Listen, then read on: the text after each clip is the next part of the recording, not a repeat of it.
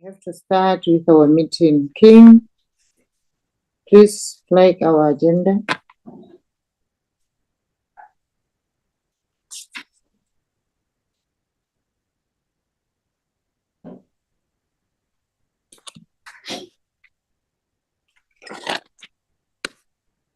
Secretary, are you in the meeting?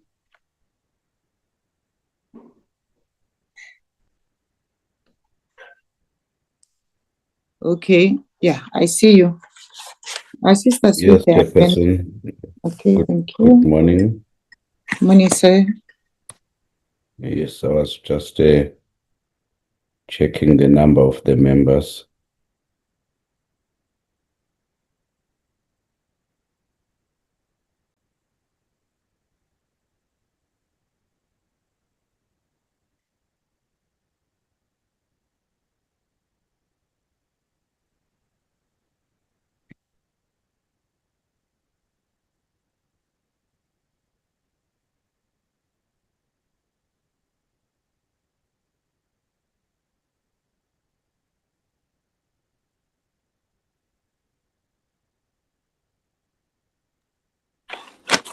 Thank you very much. Did you manage to check if ever we form a quorum?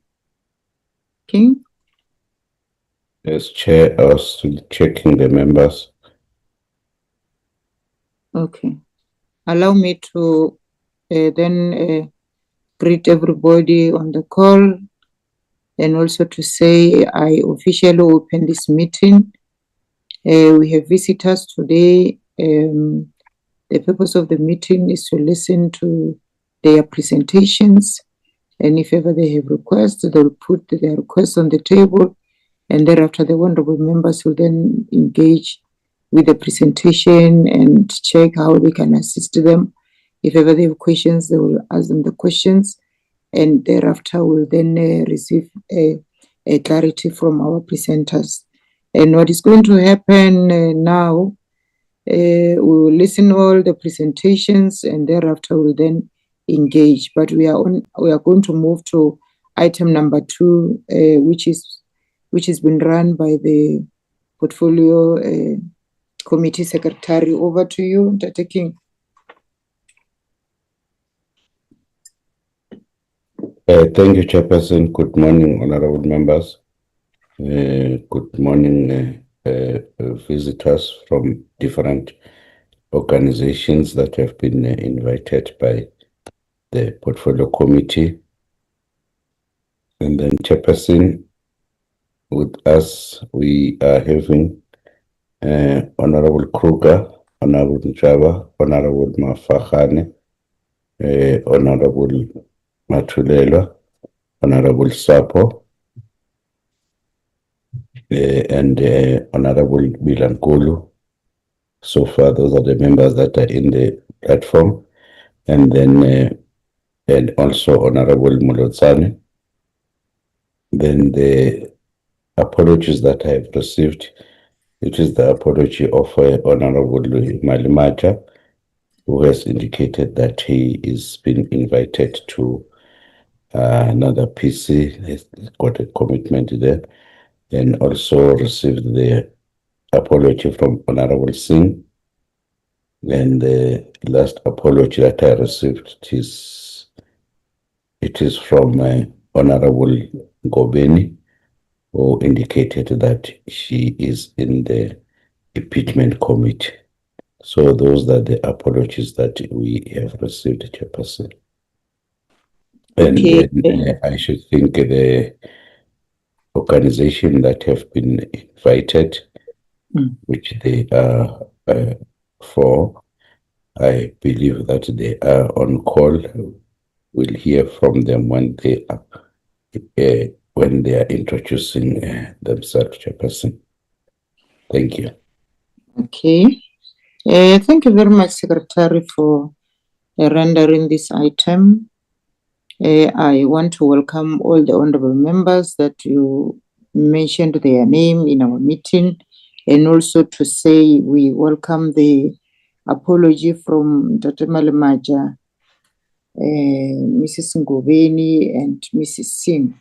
We welcome their apology. So we are continuing with our program. It is now time for us to consider and adopt the meeting agenda. I would see by a show of hand, honorable members.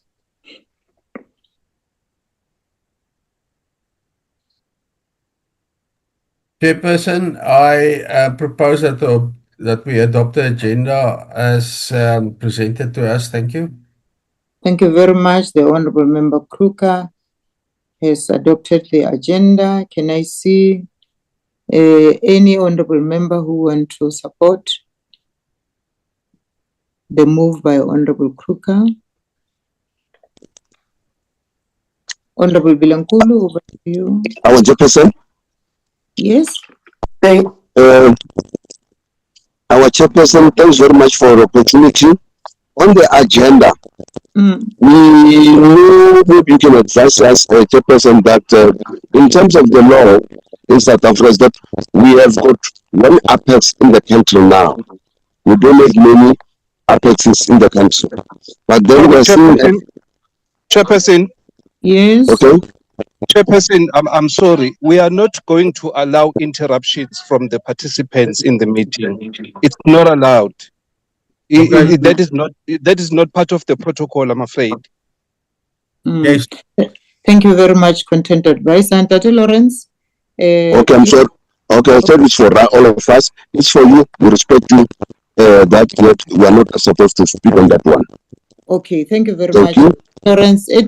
Now we are on the item number 3, whereby we requested the honorable members to move and adopt the meeting agenda. Honorable Kruger has moved, and I wanted to recognize the hand of Honorable Kate Vilankulu. Over to you, ma. Thank you, Chairperson, and good morning, everyone. I second the move by Honorable Kruger. Thanks, Chairperson. Okay, thank you very much. I saw the hand of Mtate who was speaking, but I tried to avoid it because we were still busy with this item number 3.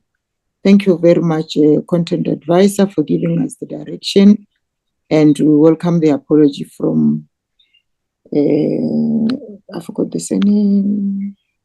Welcome the apology of Mtate Lawrence Bali. Thank you very much. We are moving forward to briefings by voices of the sector. On our program, we have the National Informal Traders Alliance of South Africa, which is NITASA. We have Matlo Buti, African Disability. We have Township Economic Commission of South Africa, which is TEXA. We have National Apex Cooperative Coordinating Committee, which is that abbreviation.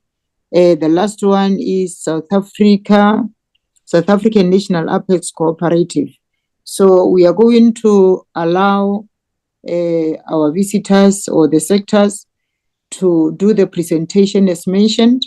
We'll start with the first one, listen to them, and the honorable members will then note the questions, will note the comments, and at the end of all the presentations, it's then that we can move to the item that is supposed to start at 11 hours, which is the deliberations and the resolutions.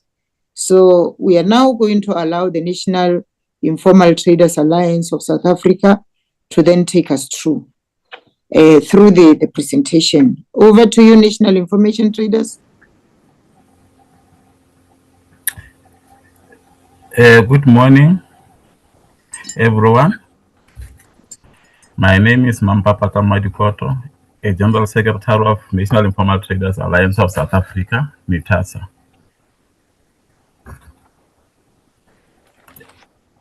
Chairperson, can you hear me? You are loud and clear, sir. You may continue. Okay. Thank you. All right. Yes.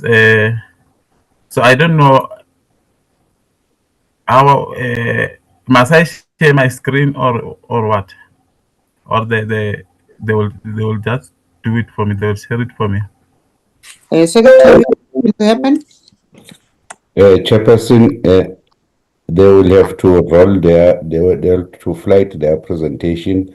So as soon as they've indicated who must be given the rights. So far now I've given to Mampapatra Madikoto as a co-host, so he can flight his presentation. Mr. Madikoto? Yes. Yes, you can share your presentation on the screen. Okay.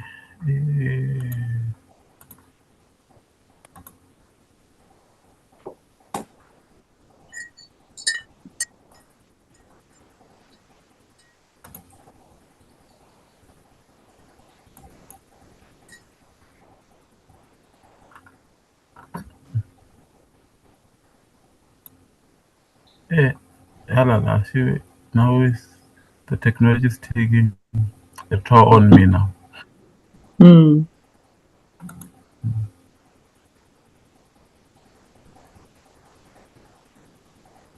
Are you able to assist Madikoto undertaking?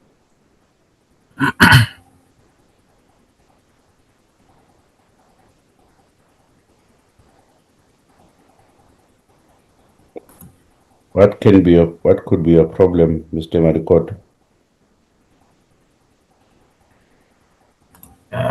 My computer is not telling me what I know. No, I don't know what is happening.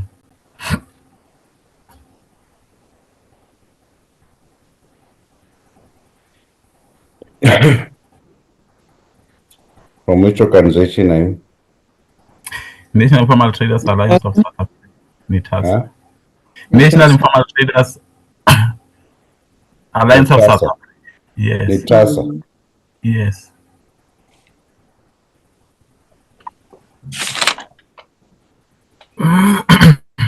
Yeah, thanks. Okay, thanks.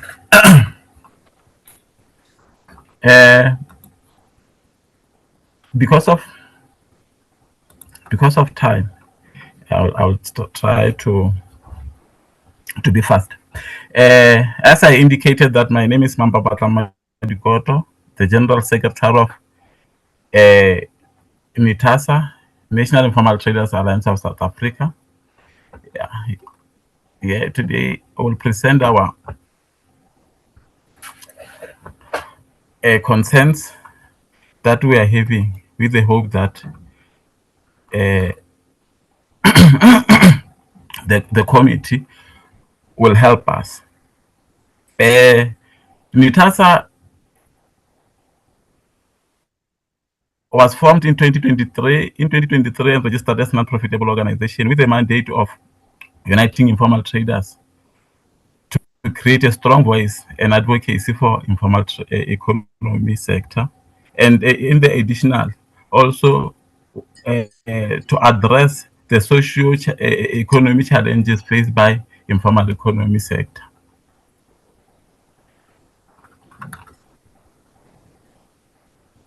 And for sure, Chairperson, you can agree with me if we are saying the informal economy is playing a very vital role within the economy of our economy, because according to Stats SA, plus minus 12% of GDP is contributed by the informal economy sector, which shows that at least this there is a significance in the sector, and also it shows that at least 3 million people who are engaged in the informal economy activities, excluding those who are in the agricultural sector. So you can see that the number is this number is high, and as we see that the high rate of employment is high. So maybe it's better. I think it will be better if the informal trading can grow and being helped to be grow, and then maybe started to be seen, not seen as stopped to be seen as a problem, but as a part of the a solution to unemployment and poverty. Let's go to, yeah, we can pass to another slide.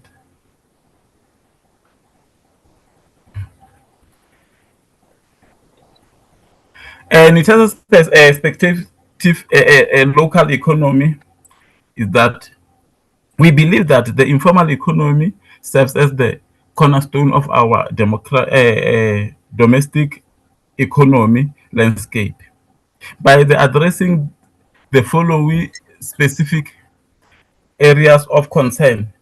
We estimate that approximately 75% of current challenges could be resolved, significantly boosting a national development. One, we we believe that developing and enhancing of an informal economy act,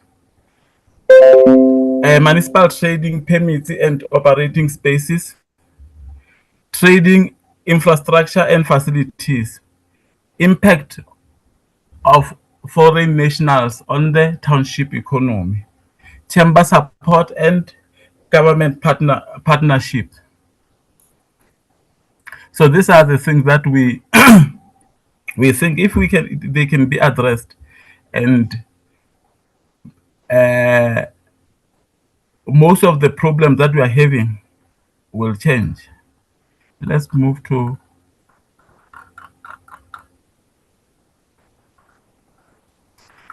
let's pass this slide and then go to the second one. Thanks. The first one, development and enhancing of the Informal Economy Act.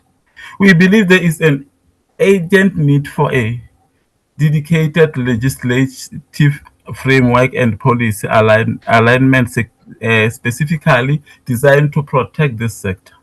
Given that the informal economy now serves a significant portion of the population and representing a cornerstone of our domestic economy, formal protection is needed because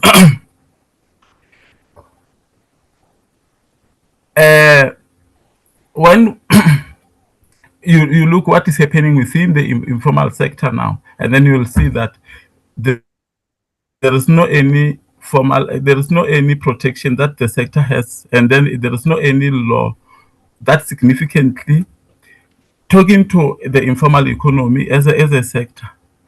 Now, our proposal for this legislation framework focus on three primary pillars of protection, amongst others: social protection, ensuring workers working within the sector have access to necessary social safety nets. Like now, people who are working, because now people who are working in the informal sector, they are not taken as employees because they can't even access the UIF.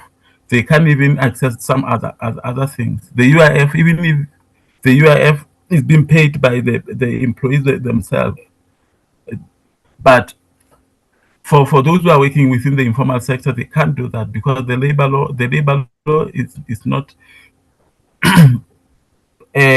including them. Business development, providing the resources and structure support needed for informal business to grow and thrive. Financial protection, establishing safeguard to ensure financial stability and inclusion for participating in the sector. So these are some of the things that we think if we can have the law, and it will address amongst other things these ones as a priority now to the sector. Let's move to another.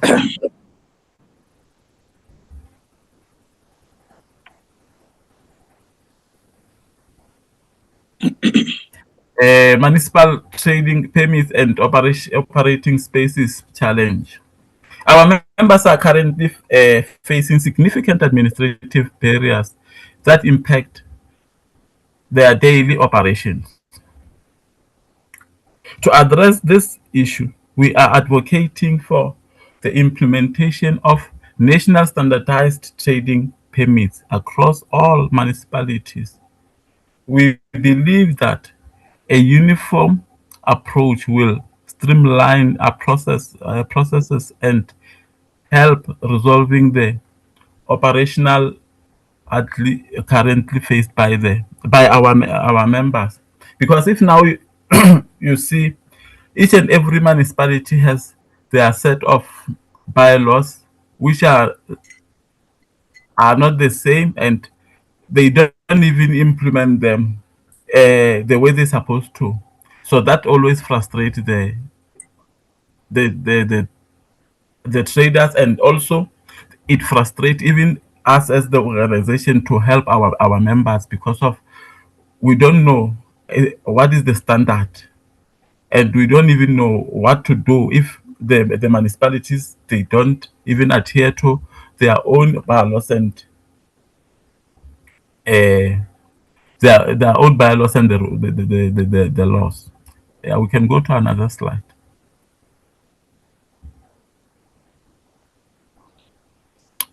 Trading infrastructure and facilities. NITASA need to bring your attention to several critical issues regarding its members' trading infrastructure and facilities. Currently, our members are primarily operating on land belonging to the municipality. This ownership structure significantly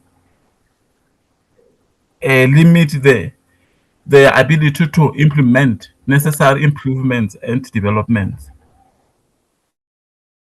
We are requesting the provision of safe and dignified trading spaces equipped with essential services, more especially within the cities. It is vital that these areas are developed appropriately to ensure that our operations can be conducted within the dignity they deserve. Because if you see what is happening now, we are always having problem, because there's some bylaws saying you cannot have this structure, cannot have this, you cannot use this, you cannot use this, and then that is a problem. Concern number 4, chamber support and government partnership. We strongly believe that if the government provide capacity building support to organized traders within the sector, it will be mutual benefit. There are specific challenges that the government cannot effectively address without the full participation of the people within the sector themselves. While we seek a formal partnership with the government, such collaboration will not be impactful for either party without the necessary capacity.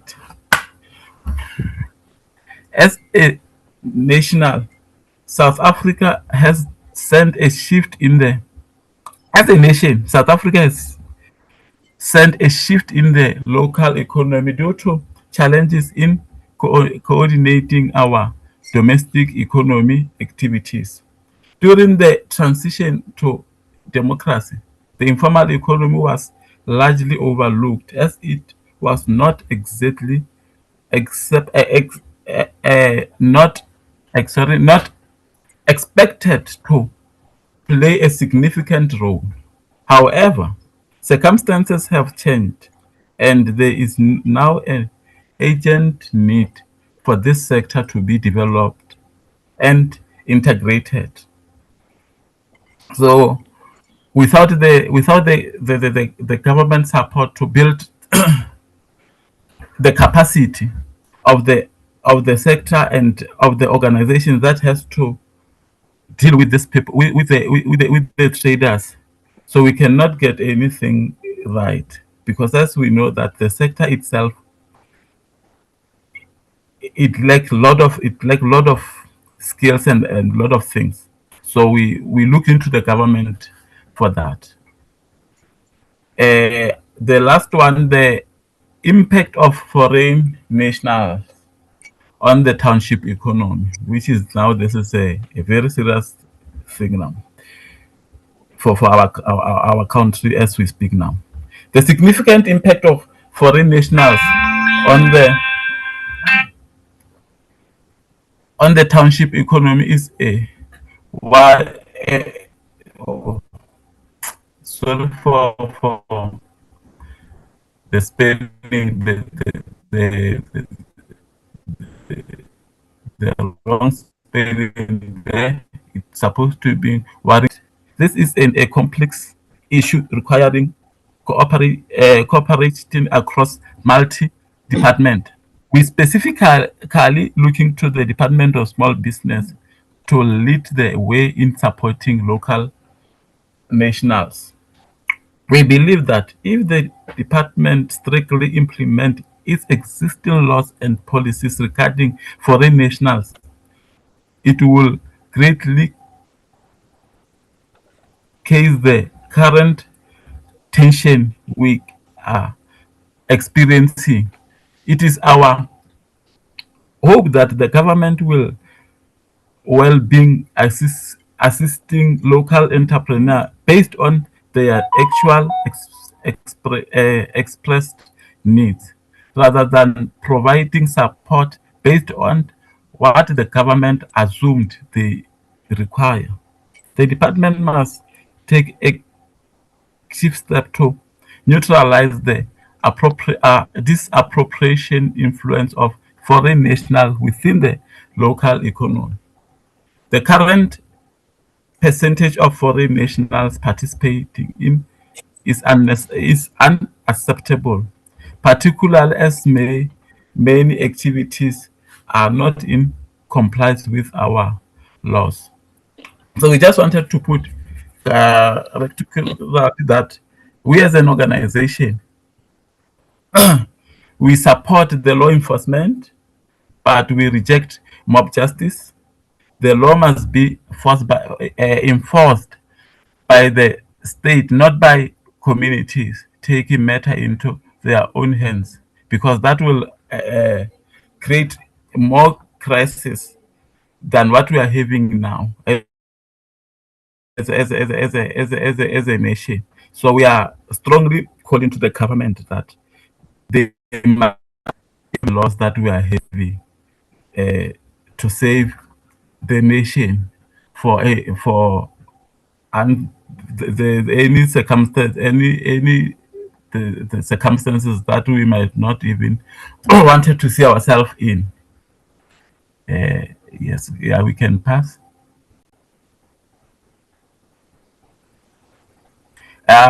In conclusion, I would like to take this opportunity to express our gratitude to the Portfolio Committee for offering us the opportunity to raise our concerns. As I conclude, I would like to make a request to the chairperson. Please do not allow this engagement to end today without bearing fruits for us as a part of South African society. The struggle continues. Thank you very much for your presentation, Nitasa. I would want to make a correction and say make a request to the portfolio committee members as a whole, because we work as a collective.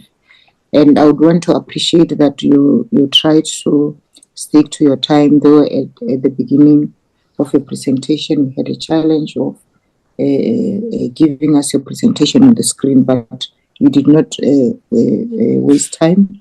I believe all the presenters would still remember that we were given 15 to 20 minutes of their presentation. Please stick to your presentation like Mitasa has done. Who is next? Taking?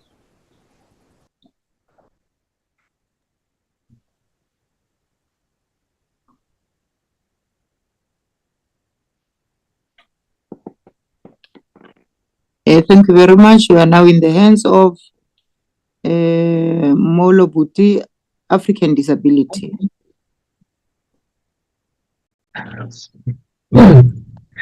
Good morning, Chairperson and members of the Parliamentary Portfolio Committee. My name is Andre Ward, and yeah, I suppose when either the secretary or the research person used to call me on the WhatsApp or messages, then they would speak to me as Mola Buti, or I would say to them, yeah, Mola Buti. My name is Andre Ward. I'm the Chief Executive of African Disability Investments. We want to present to you, my colleague Brian Williams is also attending today. We've had a relationship with CIFA and SETFA over the last 32 months, and we want to present to you some of the findings. I would want to have done this in person, but I will take the opportunity to then do this in terms of virtually.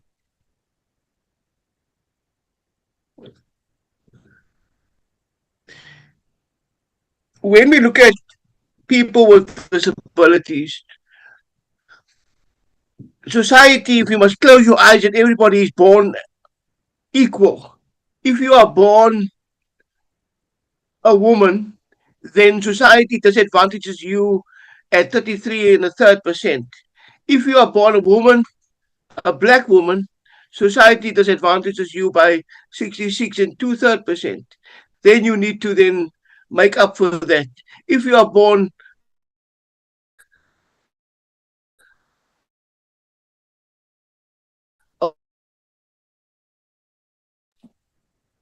We are losing you, Andre.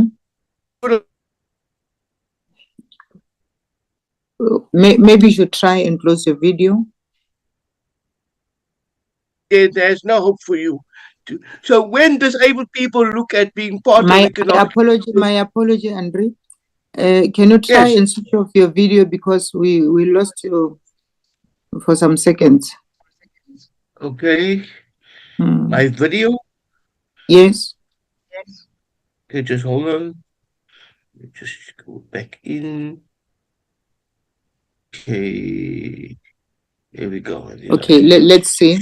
And then let's say share again. Is that better? Ma'am? Much better, sir. All right. So we're wanting to look at speaking about 3 of the 5 areas that was given to us. In terms of access to finance, what the experience has been with disabled people, documentation and disability verification. Then also looking at what the physical infrastructure and the access to the management of CIFA and then became SETFA, as well as then to an extent of the department. And we did a letter to this committee more than a year ago. So we are grateful that we are finally here. And then also we're looking at institutional governance, how we can improve the system, and then also look at in terms of market access. So we bring this to the committee, and we're wanting to share our findings with the committee. We saw that people with disabilities and entrepreneurs with disabilities and cooperatives normally are not given access to, whether it be finance, whether it be the systems in terms of government, whether it be in terms of corporate as well. And in terms of what we wanted to do is to make finance more affordable. It's a developmental finance institution in terms of SETFA. And we presented in October 2020. Let me get this right. 543. October 2023. We had the first visit in January, February of 2024. We've gone through various issues in terms of we had 13 businesses with more than and cooperatives with more than 100 people as potential beneficiaries. 32 months down the line, we've had a pipeline of 9 eventually out of the 13. We had partial approvals of 2, and 6, 7 has walked away. We have 1 or 2 that might want to be rehabilitated and brought back. So what we are saying is, in terms of this problem, our remedy is to say disability must be adjusted in terms of credit scoring within the 90 days. And I'll get back to the 90 days issue. Some of the issues we've picked up as well is in terms of there must be a look at risk sharing facility in terms of CETFA and how we can capitalize entrepreneurs with disabilities and cooperatives with disabilities. And in terms of there was no documented disability underwriting in terms of framework. This is the first in terms of this country, besides the umbrella fund that CETFA does have. That in itself has issues, and I can get into that during the deliberations. And in terms of it also, we need to look at the DE criteria, credit criteria, as some of us have been declined, or some of our businesses have been declined in this process that we've done. Some in terms of the documentation and the disability verification. We've had every time we must do a submission, then it is subject to FICA. And FICA expires within 3 months, basically. And we've had, for example, Wildcraft, one of our groups that are doing aqua culture fishing, is in terms of that to do a third submission of FICA in 12 months. A hairdresser, a lady with a physical disability, because the disability criteria or the form is not disability friendly or doctor friendly, it was rejected twice. And every time that Renee, the lady who has to go with a physical disability to certify that she has a physical disability, she has to pay money. Imbewu Marimbas, internationally acclaimed marimba group. They not only perform here and in Germany, they perform during COVID for different departments, but they also manufacture marimbas. So you have 1 or 2 able-bodied people with disabled people who are also manufacturing marimbas as part of their business growth. They basically walked away and said, with all due respect, CETFA is a joke. It's not professional. It's not giving us any opportunity. Job able in terms of then as an NPO, they have various opportunities in their space, whether it be in terms of recycling, it was in terms of craft, in terms of box making for Land Rover, for example, and there was other opportunities in the professional baking and bread making, manufacturing. Those cooperatives also, in terms of 5 cooperatives with more than 50 jobs, they walked away after already, but probably within 2 years. They gave said for 2 years. After 24 months, they said, Aiko Imali, Aiko presence. We're not going to Sapenza with you anymore. And importantly, so we're saying that we must begin to a remedy. How do we do a dedicated compliance officer? We need to have better communication with, in terms of when the issues around rejection. There must be greater transparency. I'll get into that later. A standard defined disability proof list. And in terms of the accessible documentation support, when I worked for Minister Esop Pahad and the presidency, more than another lifetime ago, 23 years ago, There's a standard criteria we came up with, which is universally a UN-sanctioned criteria around disability. It's accepted around the Department of Labor, Employment Equity, in terms of the BE Commission. It doesn't speak, set first criteria, doesn't speak to these generally accepted government criteria. And that's another discussion. Also, what we've said in terms of when we went live on the portal to load our businesses, the system crashed. So originally the launch in 2024 didn't work. And it's not compatible also for people who are blind, or in terms of partially sighted with a visually impaired. So not compliant in terms of that. Sometimes you have to do also applications via your branch in your region.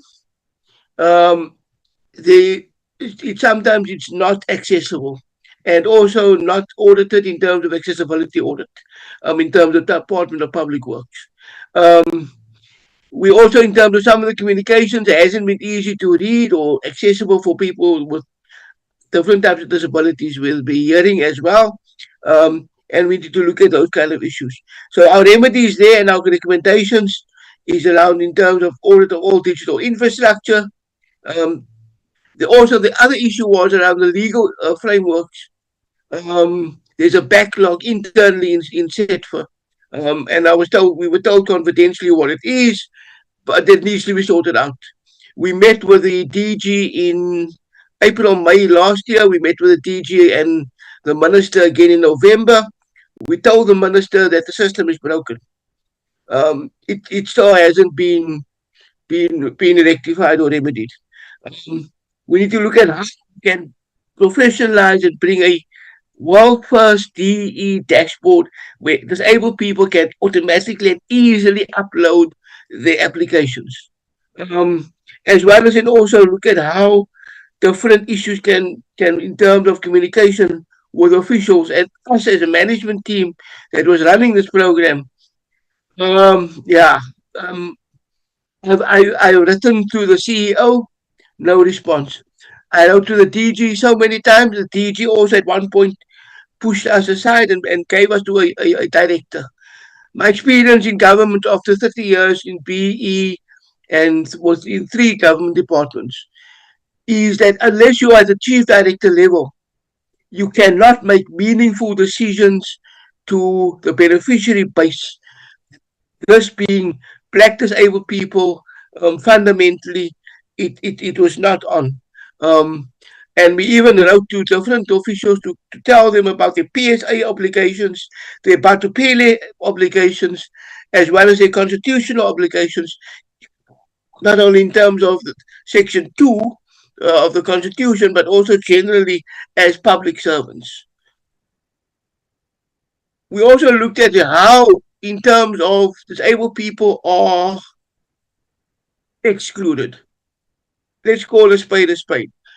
When we speak about, and from BE point of view, I've been in BMF since 1996, and I was part of the commission with Comrade Cyril, the Honorable President, when he headed up the commission. We have to add race in our different boards and our different decision-making bodies. We have to have gender within our different decision-making bodies when applications are done. And so we have to have a representation of disability as well. And even in the management meetings we had with the officials, I gave them 1 or 2 names of people within the public sector who they could draw upon within the Gauteng government, within the Western Cape government, in the KZN, in national government, in the office, in the union buildings, within that department, who we could draw upon within their credit committee that could sit in and give opportunities. And there was no real offtake in terms of understanding what those issues are. I want to mention 3 things to you.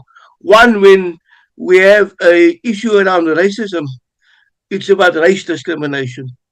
When we have chauvinism, males or females discriminating, it's called gender discrimination. So when we have able-bodied people, people who are not disabled, or whether it be visible or invisible, and they discriminate against disabled people, as in the sector, we call it ableism. It's able-bodied people discriminating against disabled people. So what we are proposing is there must be a representation within the Set for Credit Committee. There must be a joint steering committee in program implementation, and there must be strategic planning input and consideration within the planning and the budgetary processes of SETFA, of Department of Small Business Development. And it goes back to when we championed the Commission on Employment Equity. And we would say if you don't put the target there of what you need to do, it will not be done and it will not be adhered to. So at the moment, we are saying, well, not 40 and 50%, but let's look at board of directors or SETFA, let's look at 10%. And let's look at maybe 20, 25% in the investment committee. Unless we have representation and people who understand two things. One, yes, the PFMA and the regulatory issues around that, but also, excuse me, if we don't have people who understand developmental finance institutions funding with regards to black people and black women and black disabled people, we will not get funding off the ground. And this was a small pool of 13 million, not much. So those kind of issues are important to do that. So what we are saying is, and this model that we got in terms of market access, supply chain, procurement, and barriers, is an Afrikaner model. The Afrikaners did this. It's a BEE model. And so it's not much different to being a disability economic empowerment enterprise being successfully funded. And then we cannot scale if we don't have this. So what are we asking for in terms of proposed remedy? We must advocate for a D element in the BE code. I've given input into the BE code with the TTIC. We must negotiate clear DE set-asides with different SOEs and different government departments. For example, in the next round of businesses we have for SETFA, we have two companies or two young ladies, black women with disabilities, who want to do two things. They want to do auditing of buildings, and they want to do motivational training of people with disabilities of how to access government programs, etc., etc. And so, in terms of offtake, it can be immediately from a Department of Small Business, can be the client.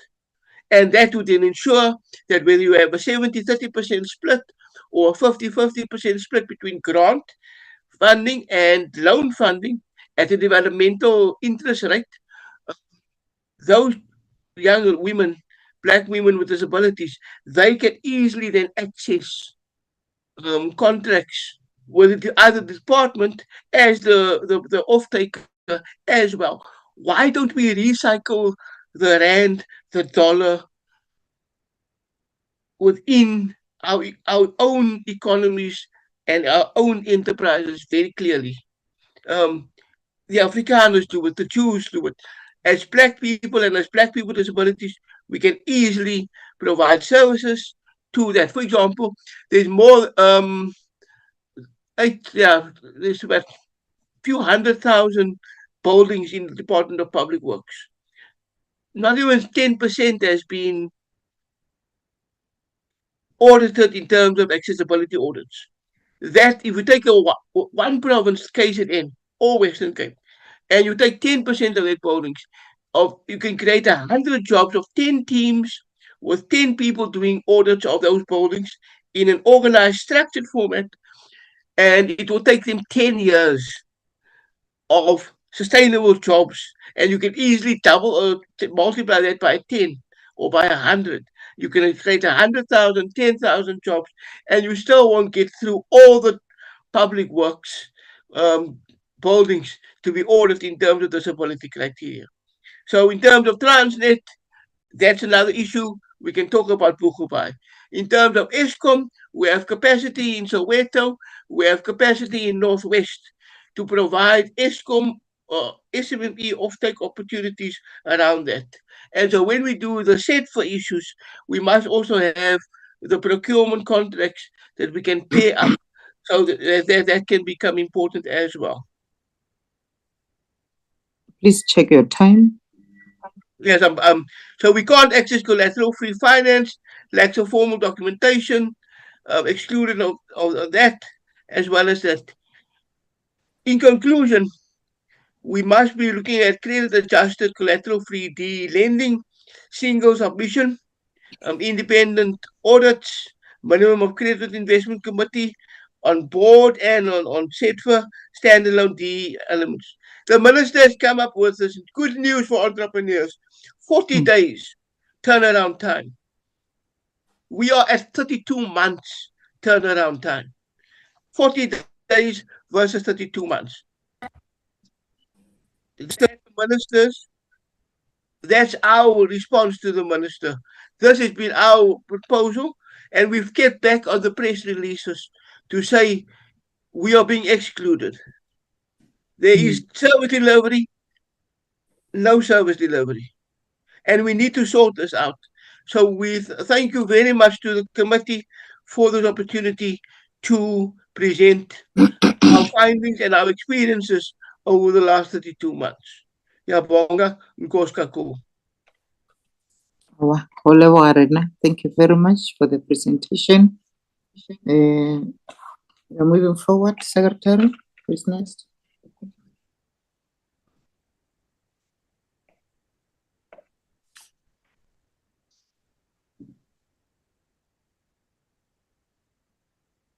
Okay, we are now going to listen to Township Economic Commission of South Africa, TEXA.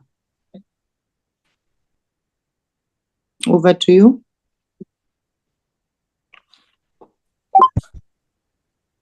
Okay, thank you so much, Chairperson. Good morning to the members of the Portfolio Committee. Good morning to our fellow presenters. We're excited and we are grateful to have this opportunity. I've shared my presentation with the Secretary. If you can assist maybe to flight it. But I'm not going to bother you guys with the actual presentation, going through the presentation, because I could tell that looking at the previous presenters, our challenges are almost the same. But nevertheless, I just want to start by, one, doing the introduction, what is TEXA all about?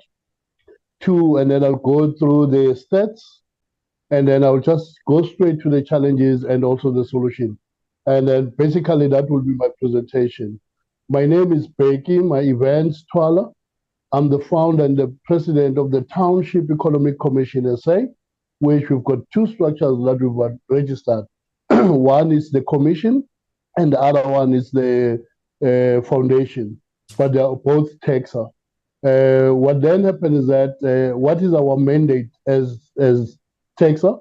Our mandate is very simple, is to transform, develop, grow, and protect township economy with an objective of building the townships we want, the townships of the future, and the township where people can live, learn, work, and play. Basically, that's TEXA.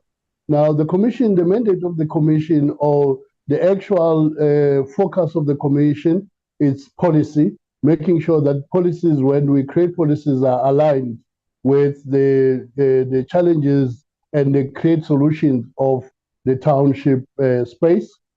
And then the foundation, its job is more like an implementing agency where we're looking at special events, developmental programs, and also empowerment programs. Basically, that's who we are as TEXA. But let me also, guys, unpack what is township economy to, understand in terms of what we do as TEXA. Colleagues, I think it's very important to unpack what is township economy, because the people, they often, when they talk township economy, they reduce it into Spaza Shops. Township economy is not just Spaza Shop. We've got close to about 20 plus sectors that you find in the township. And township economy is not defined by an area. It's an economy that is created, run, and managed by the native townships. But you can find townships even in the urban area. I'll make an example. When people commute, the economy that follows them, you'll find, in the taxi rank, you'll find, the food and the lifestyle that you find in the township. That is why we're saying township economy is not, defined by an area. But also, township economy has got about 4 siblings. You can't talk township economy if you don't talk rural economy. You don't talk business economy. You don't talk informal settlement economy. Basically, those are the economies that are very close to township economy. Township economy is 60% formal and 40% informal. And we are saying we can't also formalize all the informal economies, but we're saying let's professionalize it. Basically, that's tax colleagues. We are in all 9 provinces. We've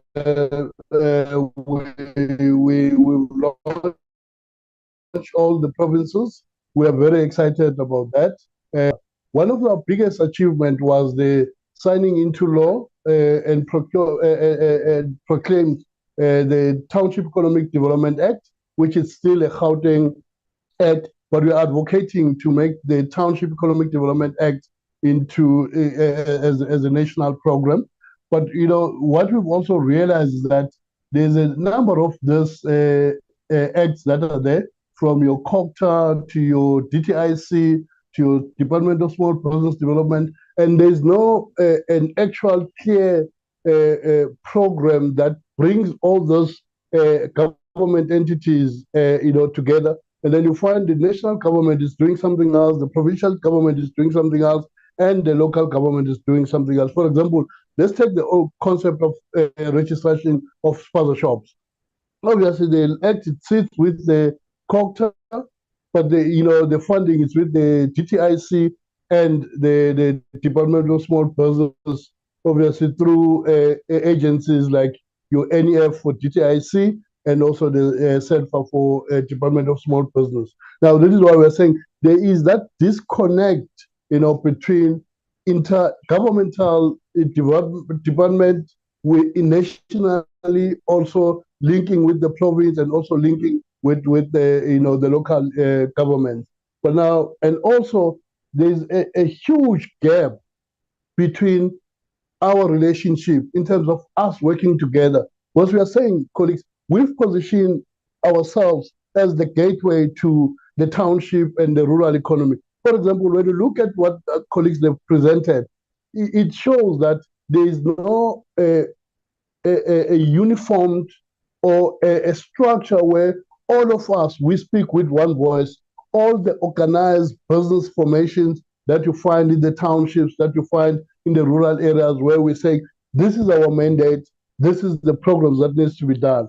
That's the challenge. That's one of the challenge. But we've created this organized business formations to exactly assist also government and assist ourselves in making sure that we realize our objectives and our goals. Now, I'll come to now the issue of funding. We've got a number of funding that they've been created. You're talking about the 500 million rand sponsorship fund. You're talking about TRAP. There's a new one that is now being the COVID relief fund, the tourism, support fund. All those funds. When you look at those funds, number one is we don't know who sits in those boards that decides where the fund must go. And also the issue of clear and proper communication in terms of if you apply for the fund, what is the process, what are the requirements and all that. Let me make an example again with the Spaza Shop fund. Now, the Spaza Shops needs to be registered with the municipality. And there's a lot of requirements that are needed there that our people, it becomes difficult to meet those requirements. Now, obviously, if Spaza Shops are not registered with the municipality, they can't then apply for funding, because when you go to CENFA and NEF, they're saying, you know what, colleagues, we want to distribute the funds, but the intake in terms of application, it's not coming the way it's supposed to come because people are not compliant. Now, when you look at the whole thing is that government, they reacted on after what happened, in Soweto with those 7 kids that died, 9 with the previous years. Then they jumped into registering Spaza Shop without engaging with the relevant stakeholders on the ground and come up with a clear roadmap to say, if we register Spaza Shop, what are the precautions? What will be the process? What are the challenges? What are the solutions? So that when you start saying to people, let's register Spaza Shop, at least you could have taken people, through the process and the system, because we wouldn't have this challenge. Colleagues, it's so embarrassing to find, when you talk about stats, to find that in Gauteng, the Spaza Shop that are approved for funding, it's only 59 out of all the Spaza Shop that you find in Gauteng. But also, colleagues, is the issue of a clear communication from the government side and working with the people on the ground, because we are saying we are the gateway to the township, to the rural areas, because we are there. We understand what are the challenges there and what are the solutions. The issue of people that are sitting in those committees, we don't know who are the people that are sitting in those committees. As businesses in the township, we don't sit in the relevant, tables that we're supposed to sit. We are not in the NETLEC seats. We are not in the presidential economic advisory committee. We're not anywhere. Often people, when you guys come up with these programs and projects, you talk over us, you don't talk to us. That is why at the end of the day, there's no impact that you see at the end of the day. For example, the issue of TRAP, we don't know what are the stats on TRAP, how many people are applying, and how many people are being approved. And the issue of people when they apply and they are rejected, there's no communication back to them to say that you couldn't succeed in your application because of 1, 2, 3, 4, 5, 6. Go and fix this. Once you fix it, reapply again. But also making sure that you pick people and then you take people through the process and you assist them to register. Basically, in the rural economy, in all the sectors, the people with disability sector, the women sector, the youth sector, there is got the solution. You need to talk to us. You need to engage us. You need to work with all what you're saying and what you're asking. We are saying work with us on the ground. We need to partner together, because at the end of the day, whatever that is happening now, we don't see, as much as we don't see the impact, we will come up with all these ideas, but you will never see the impact because people are sidelined, people are not engaged, people are not taken into confidence in terms of this is the plan, and we need to have one unique plan. We can't have a plan for national government that doesn't talk to the plan for provincial government, that doesn't talk to the plan of the local government, because we then ended up getting confused as people on the ground, as organized businesses, and as civil society. What needs to be done? Now, for example, look at what's happening currently now. So, both colleagues, we've let our guards down. We've allowed the situation to happen because from your side, from the government side, the laws that we're supposed to implement, as we often say, South Africa has all the laws and all the policies. The biggest challenge is implementation of those laws and those policies. That's the biggest factor. Number 2 is we've got solutions in the top, but we are not being listened to. That's the biggest challenge. This is why at the end of the day, people don't come up with all those things that they're beautiful in terms of the plans, but at the end of the day, when it comes to impact, there's nothing, there's zero, there's no impact. That is why we're not solving the issue of unemployment, we're not solving the issue of poverty, we're not solving the issue, because at the end of the day, even the private sector, look how many businesses that are operating in the township, which are not township economy, but what is it those businesses are contributing to the township in terms of the enterprise supply development, in terms of CSI programs and all that. We don't see them, nothing, nil. But they're the biggest looters. I often say The big businesses and the corporate SA is the biggest looters of the township economy. Now we need to correct that. We need to know and understand what is it that is happening. Just to make an example, colleagues, we just recently, commemorate the 50th anniversary of Soweto uprising. Guess what? Government never contacted us. We were not part of the organizing of that event. That event was taken from Soweto to FNB. We don't know how many MSMEs benefited from that event. We don't know how much budget was allocated for that event. We don't even know they've reduced the event that's supposed to be a national, what do you call, a military parade status and the 21 gun salute status. It was reduced to an event at FNB, in the parking lot. Now we are saying is that that's the reason why even Soweto are not. We don't even have a T-shirt, of the memory of the June 16 or Soweto uprising. We don't even have a billboard. If you come to Soweto today, there's nothing that says we are commemorating the 50 years. It's a shame, colleagues, to be honest with you, because of government refusing to engage with the people on the ground to bring all the stakeholders together. I also want to echo with my previous speaker to say what is important, colleagues. What we've started now, let's make sure that we monitor, we evaluate, and make sure that we continue with this. But I just want to take this opportunity to say thank you so much, colleagues, for allowing us to voice our frustrations. But we also saying to you, we've got the solution. Chairperson, thank you very much. We are applauding you guys for inviting us to come and present. We're very excited with what is happening. Come and talk to us, colleagues. Let's do a roadshow, a portfolio committee roadshow, where you come and meet with us in all our different spaces, in all our 9 provinces, so that you engage with us, so that when you guys come up with those suggestions in Parliament and these policies to be approved in Parliament, at least you've got the voices from the crowd. Thank you so much, Chairperson. Thank you to the members of the portfolio committee, and thank you to the people who are online, and that we've invited people to join and listen to our presentation. We're very excited. Thank you, Chairperson. Thank you very much, Ndete Pegitwala. You were left with 2 minutes, but anyhow, we really appreciate the presentation. The members will engage thereafter. King, let's move on to another presenter.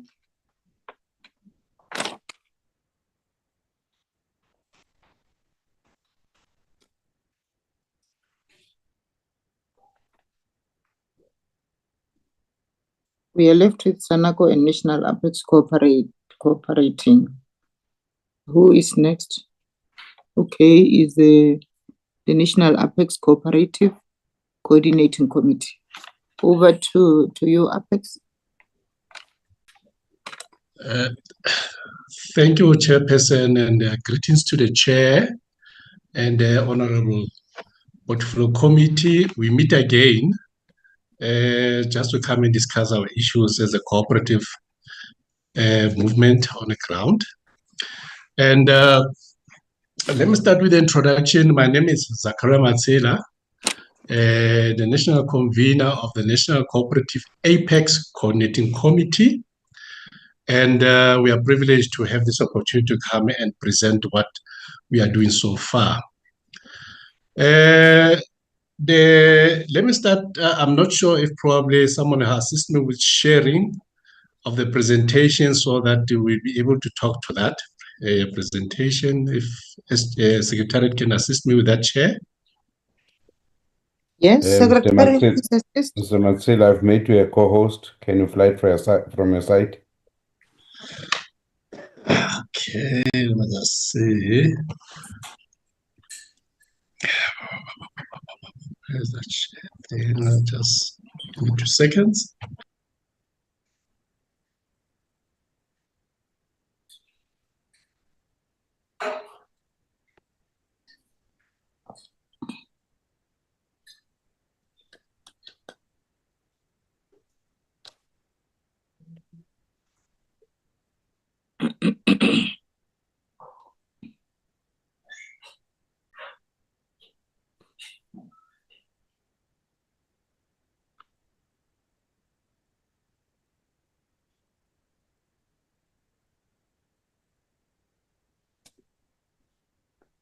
There you go, Mr. Matsela.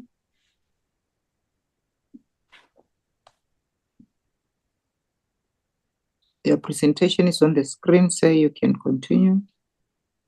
Okay. Thank you very much, Chair.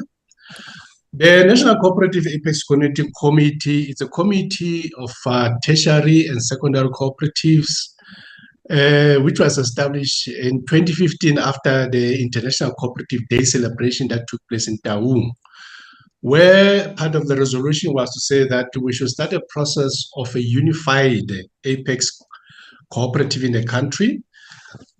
And going forward again in 2023, the then Deputy Minister of Small Business Development, Deputy Minister Stumudlamini, initiated a meeting between the three national organizations that took the resolution in 2015, which in this case is Nkasa, Sanakwe, and Naxa, to start a process of an inclusive national Apex cooperative.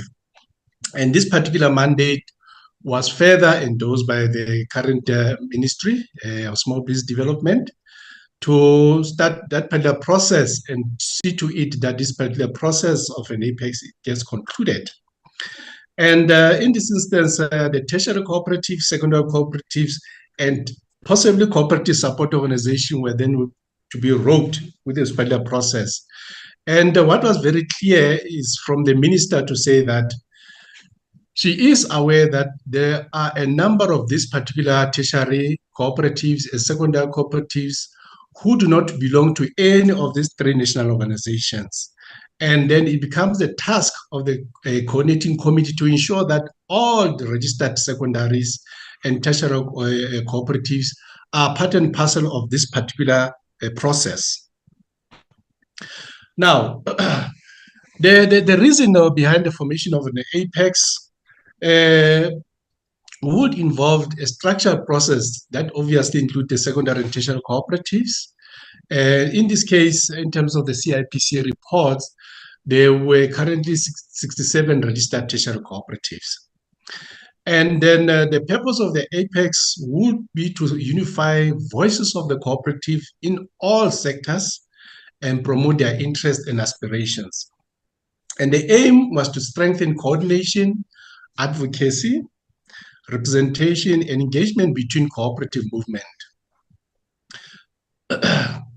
So, what was very important in this instance, based on the purpose of this particular Apex, was to say that here in this particular presentation that the ministry and the portfolio committee, I think in our last discussion, there was a general agreement that the Apex should be an inclusive one and in a form, appearance, nature, and character.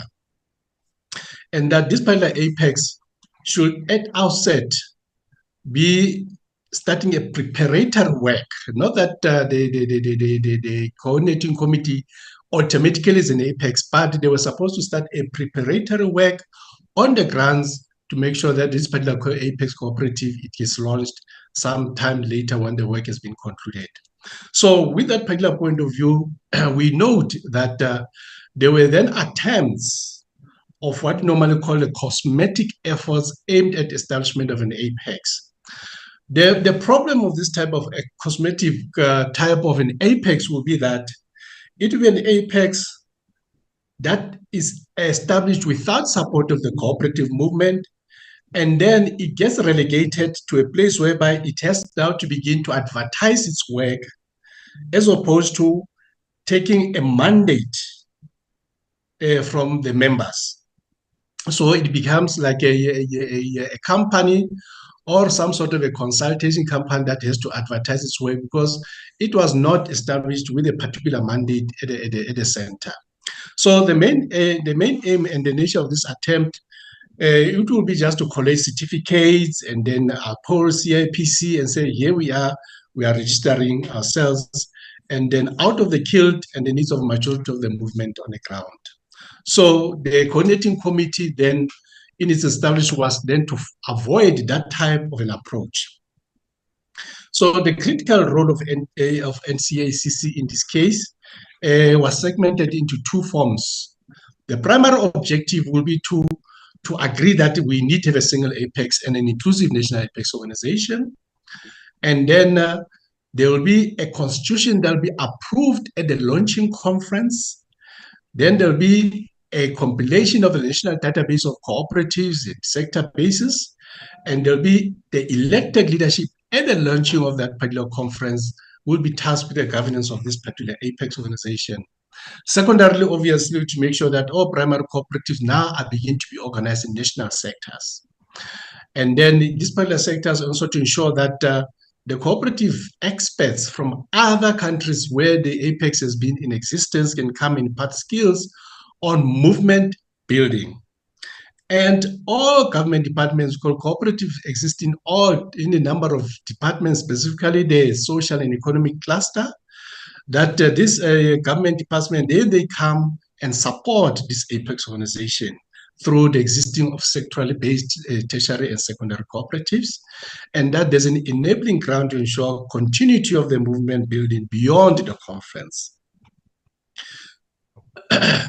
So these were the expected deliverables of NCACC as per the mandate from the minister, that all cooperatives in the country should rally behind the process of forming an inclusive apex cooperative in the country, that secondaries and tertiary cooperatives, as mandated by the Act, that they are organized into possible new or existing national sectors to satisfy the requirement of the Act. For an example, cooperatives in the agricultural sector, they come together as a single tertiary organization in that particular sector.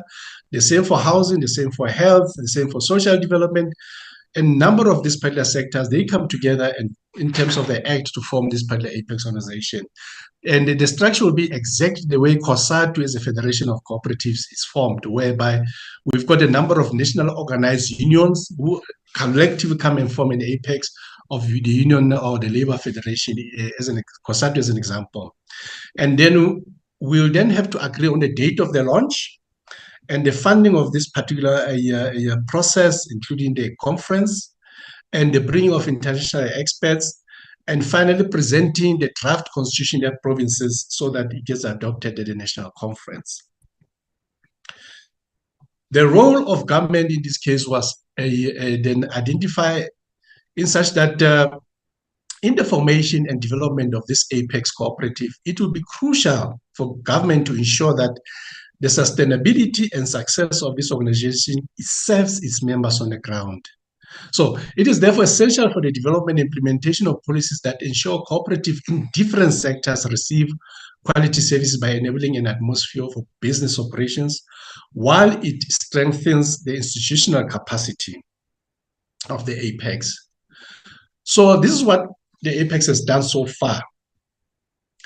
The NCACC is going to start the process of provincial consultative conferences as a build-up momentum towards the national conference where the apex will be launched.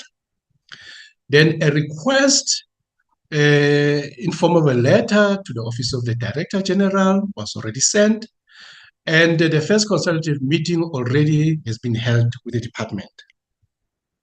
The provincial consultative meetings will also include celebration for the upcoming International Cooperative Day.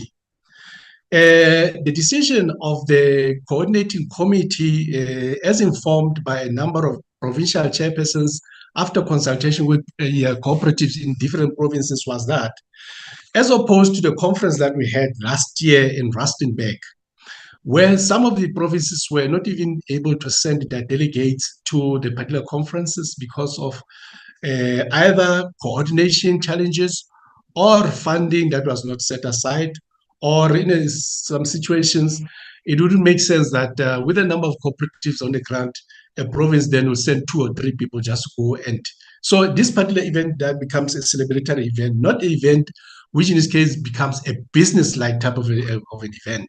So with that in mind, then the decision was taken that we should move away from the centralized type of international cooperative celebration and rather do these particular events at the provincial level, where the majority of cooperatives will have an opportunity to come at the provincial level working with the Provincial Department of Economic Development to make sure that these particular conferences are taking place.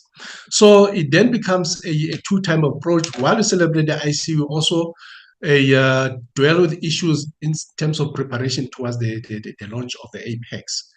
And in this instance, that consultative meeting will also afford an opportunity to launch what you normally term the provincial cooperative forums, which is a platform for coordination, information dissemination, and marketing of cooperative products and services to the clientele or cooperative among themselves in this particular instance. So it's so that the work of cooperative is not only about sitting and discussing policy, but it's also the work that is taken on the ground. Projects are established, projects and programs are supported on the ground at that particular level. So the issue of cooperative forum is very, very important.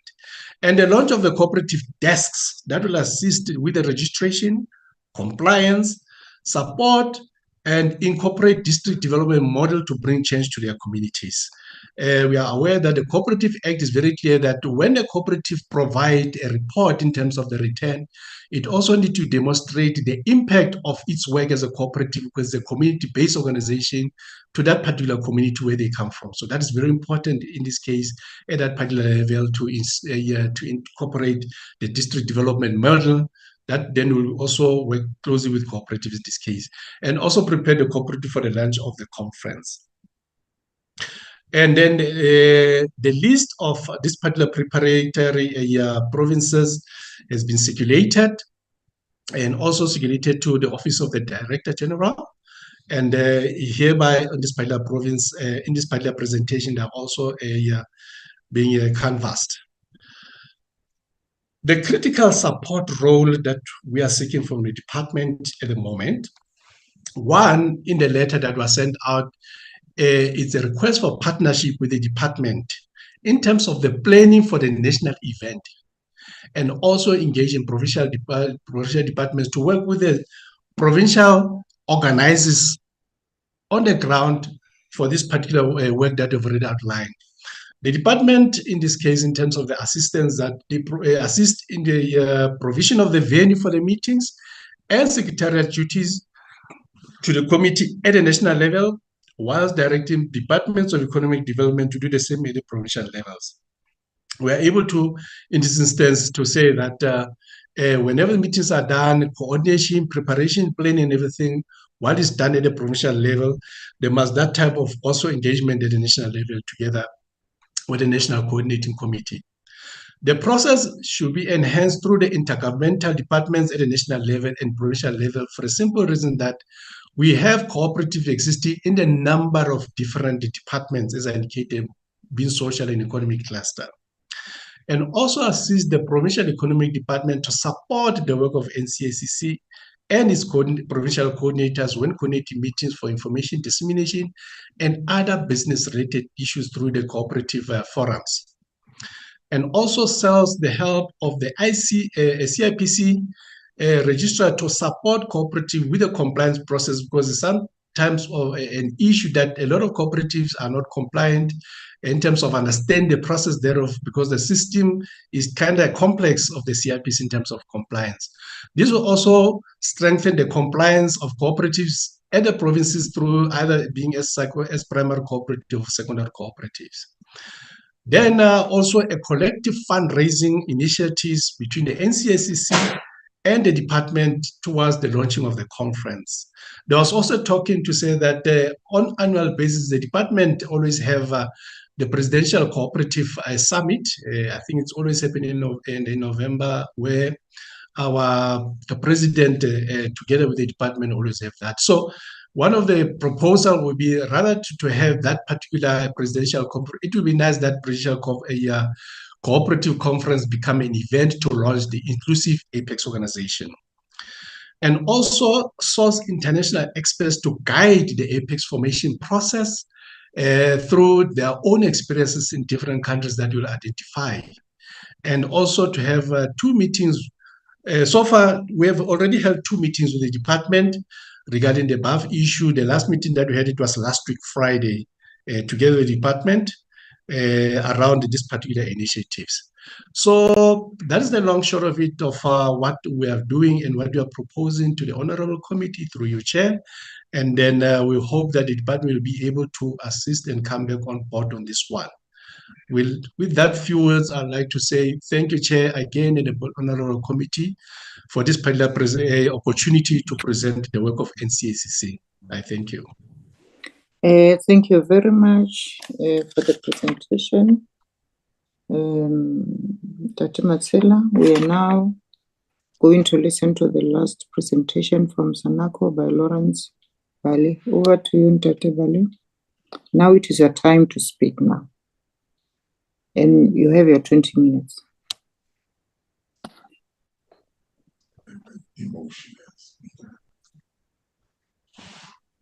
Okay.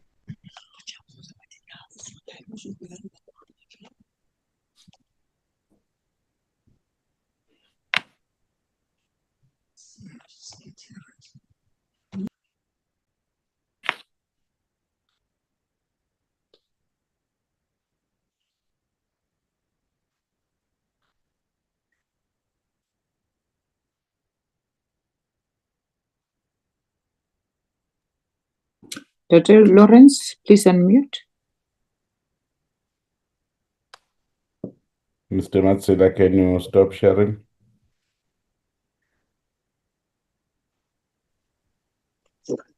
Chairperson of Parliament, the Department of Small Business, all honorable members from the portfolio, yourself, King Kunani, and all other members. Thanks to all presenters that together we are coming together to present and represent all the people of the country. And we really appreciate you, Madam Chairperson, to give us an opportunity to work with you. From ourselves, we also spoke about ourselves, and they said, I must send a message to you, Chairperson, and your members in appreciating the opportunity to interact with us. Thanks very much for that opportunity. And Madam Chairperson, in terms of the law that has been registered in South Africa, I think we have done that. If we didn't send you the document that we are an apex in the country, in terms of the law, Chairperson and Parliament and Portfolio Committee, is that apex in the country is only one, which has been registered. And that's the law of this country that says an apex in the country is one. And if other people say there's another apex, it's illegal and that's a portfolio, but I must not take what I'm saying. You must check it on the legality so that you also know whom are you working with, so that you work directly. Chairperson, we also missed an opportunity. We want to apologize to yourselves in the last meeting when we were attending and working with the ICA, wherein they also acknowledges with the president of the group of the cooperatives, also mentioned that we need to pass greetings and appreciation of working together with the Parliament Portfolio Committee, as it's been raised. Chairperson, we have been warned that we're supposed to go attend ICD, International Cooperatives Day, on the 1st. I think the department in Limpopo, economic development, they are facing some challenges on the rates that have been raised there, that they are also suggesting that we postpone from the 1st to the 30th of July.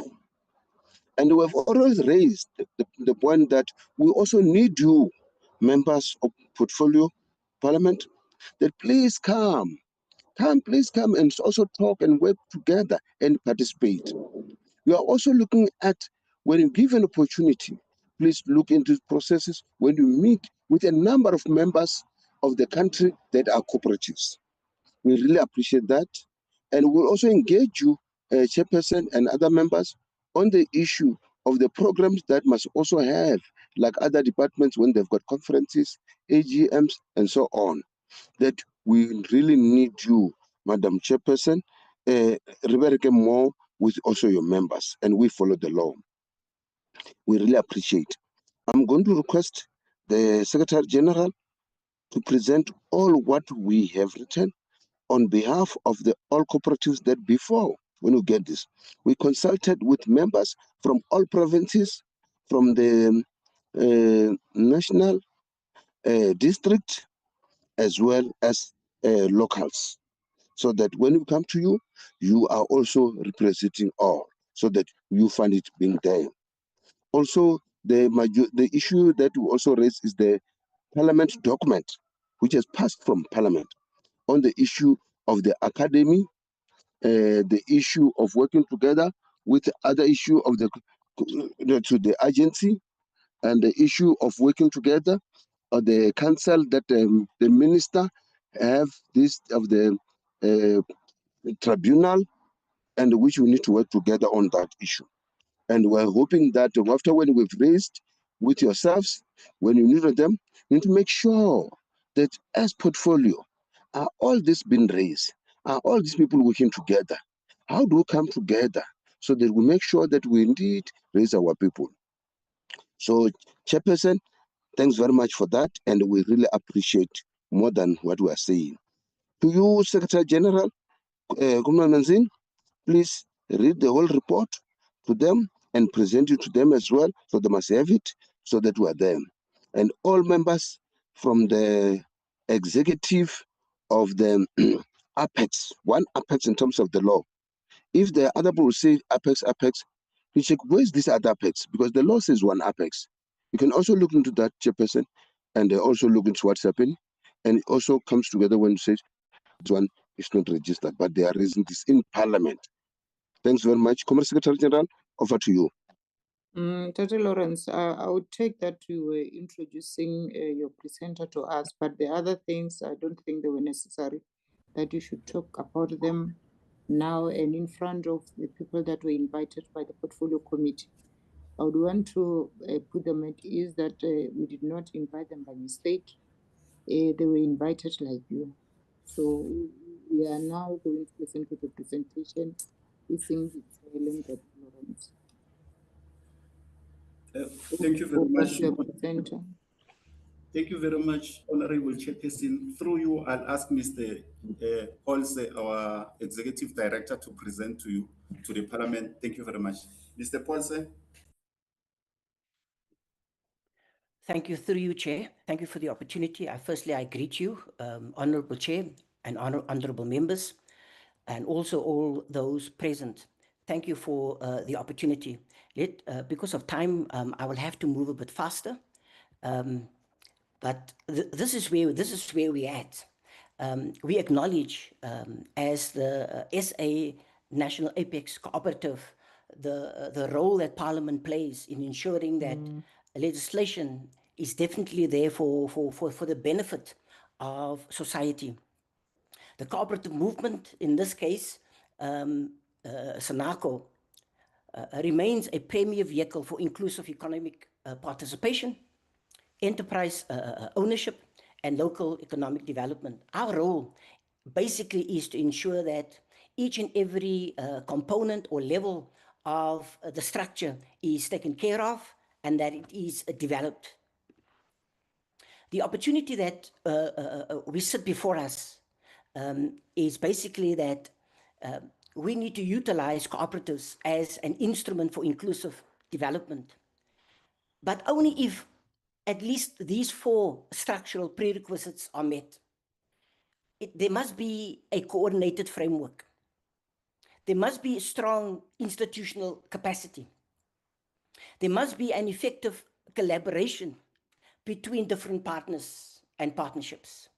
And we have to build an ecosystem that is unrestricted, that is systematic in its access towards the development, towards support. It must make sure that it takes care of the critical markets. It's got to make sure that there are adequate skills training and focus around targeted finance. The bottleneck that we are experiencing is moving from agreement to implementation. For example, we have worked extensively with all cooperative movements. We have photographs, we've got attendance registers over the years. where we have engaged with an apex. We have ensured that we engaged with CIPC and with the Department of Small Business Development. We were given a set of criteria that we had to meet. We met those criteria.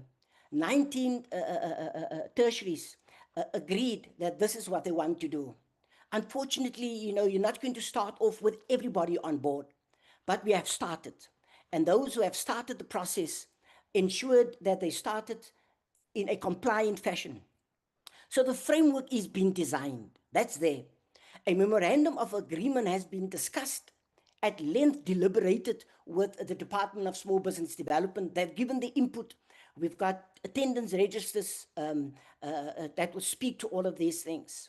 Then there was the alignment that the MOU need to have with the internal processes of the Department of Small Business Development. Clear basis for the moving forward has been established. Now the internal processes, and I think that is where the bottlenecks, the internal processes of the DSBD is rather slow, but we understand that it's there. So the point we want to make is that the journey has been taken. We have the necessary receipts or the evidence that we did what we had to do from our side in terms of consultation, and now we need to get to the point of activation. So the takeaway for us here is that the issue before the sector is not the absence of a framework, but the administrative inertia, the difficulty or the slowness thereof. We must transition as soon as possible into implementation. So what we are saying is if we must diagnose the let's call it, I won't say the problem, but the challenge is the delayed signing or activation of the MOA. So the challenge there is that the sector, the cooperative sector, lacks formalization implementation frameworks to guide collaborative processes between the movement and government. But the process has started. We have designed it together. It is with government right now as we speak. So we are awaiting the finalization and the signing of this particular MOA. The cost of the continued delay or slowness, it creates that accountability vacuum. It paralyzes the resources that is required for us to be effective, and also damages the communication that is required, not just between us and government, but amongst the cooperative movement. Secondly, we also picked up that as an additional challenge, that this creates friction, especially around funding allocations for primary, secondary, and tertiary. During the month of February, we sat down with government, that's now the Department of Small Business Development, and the numbers of what kind of funding is available for example, primaries, secondaries, tertiaries, and the apex. All of those things were discussed.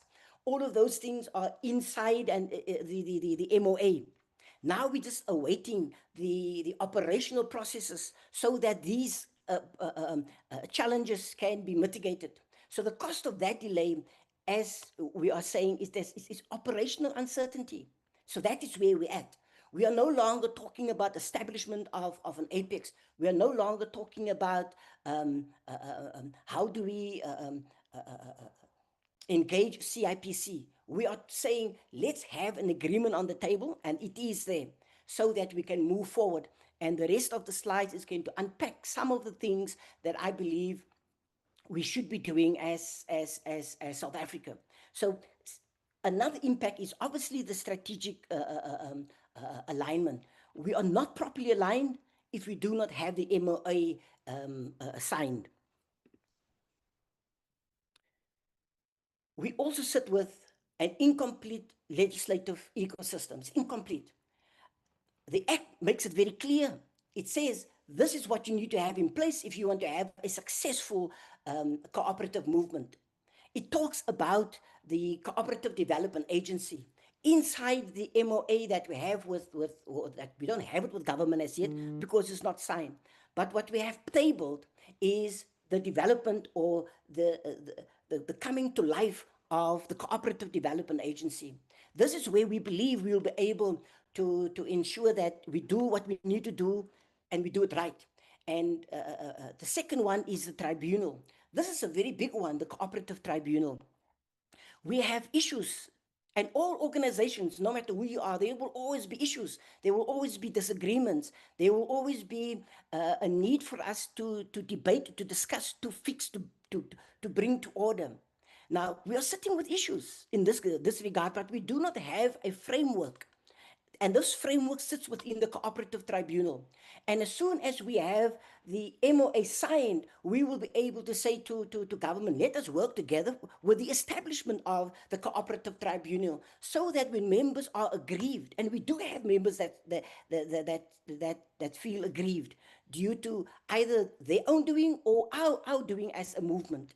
And for now, we're not going to debate that. The point we are trying to make, in the absence of these instruments that Parliament has agreed to that we must have, in the absence of making these things come to life, we're going to sit with issues. And then there is the Cooperative College. It is a serious structural weakness if we do not implement these things. So we sit with a capacity deficit. We sit with conflict escalations, and it's going to get more and it's going to get worse. And we would really like to address some of these issues, but the framework to address that ain't there. Then we are talking about the capacity building and the national coordination. So we were hoping that we would have had ICD 2026 during the first week of July. 9 provinces came together. In particular, the province of Limpopo have worked tirelessly. They have committed. SETFA has worked very, very hard. The department itself has committed itself. We've spent, I don't know how many hours, Chair and honorable members. I will say right now, almost every single day, we spend the whole morning in making sure that Cooperatives Day 2026 is going to become a reality. And unfortunately, last night, due to issues beyond the control of the department, beyond the control of LEADET, beyond the control of SETFA and also SONACO, we are now discussing the moving of this day till the end of the month. It's very disappointing, but we're not blaming anyone when we say it's disappointing. It's things that is happening within our environment that's beyond our control. However, the cost of the delay also of this ICD, because at ICD, we would have now taken care of within the commissions, the unpacking of how we are going to move forward as a movement in collaboration with government. We've discussed with government and with all of the economic departments in the different provinces on how we're going to ensure that the onboarding of all cooperatives and cooperative structures will be done. Remember, it's a democratic process. We are asking that each and every cooperative out there to be compliant. And once they are compliant, and if they struggle with their compliance, is to talk to us so that we can assist and help for them to become compliant. And then they become members of the Apex. And inside this process, once they are all members, remember, then we will go to conference, we will have an elective conference, and it's in these spaces that we will be able to say, now, who should be the president? Who should be the deputy president? Who should be the general secretary? These things will happen naturally within a movement. So, honorable members and chair, we have started the process. The process is there. The process is legal, and we are asking that let us make sure that the MOA is signed. Let us go through the ICD 2026, because we've invited 600. I think by now there's about 560 that have committed themselves. And then there's another 40 that we are still busy with in terms of who will be the others, because we have blocked off the accommodation and the logistics for 600 people at ICD 2026. Now the solution in all of this, and I'm going to sound very repetitive now, or I'm going to sound like a parrot, because the solution basically says, this is our current state. We are saying it's fragmented due to a lack of us having our MOA in place. We are saying it's unclear in terms of our timelines. We were desirous to have been at this stage 6 months ago already. Then there would have been a different conversation with the portfolio committee. The conversation we would have had was around, we've onboarded everyone.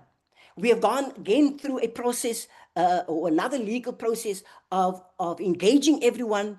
It's almost now a year for us to have had another annual conference so that we can ensure that everyone who desires to be part of an apex are given the opportunity.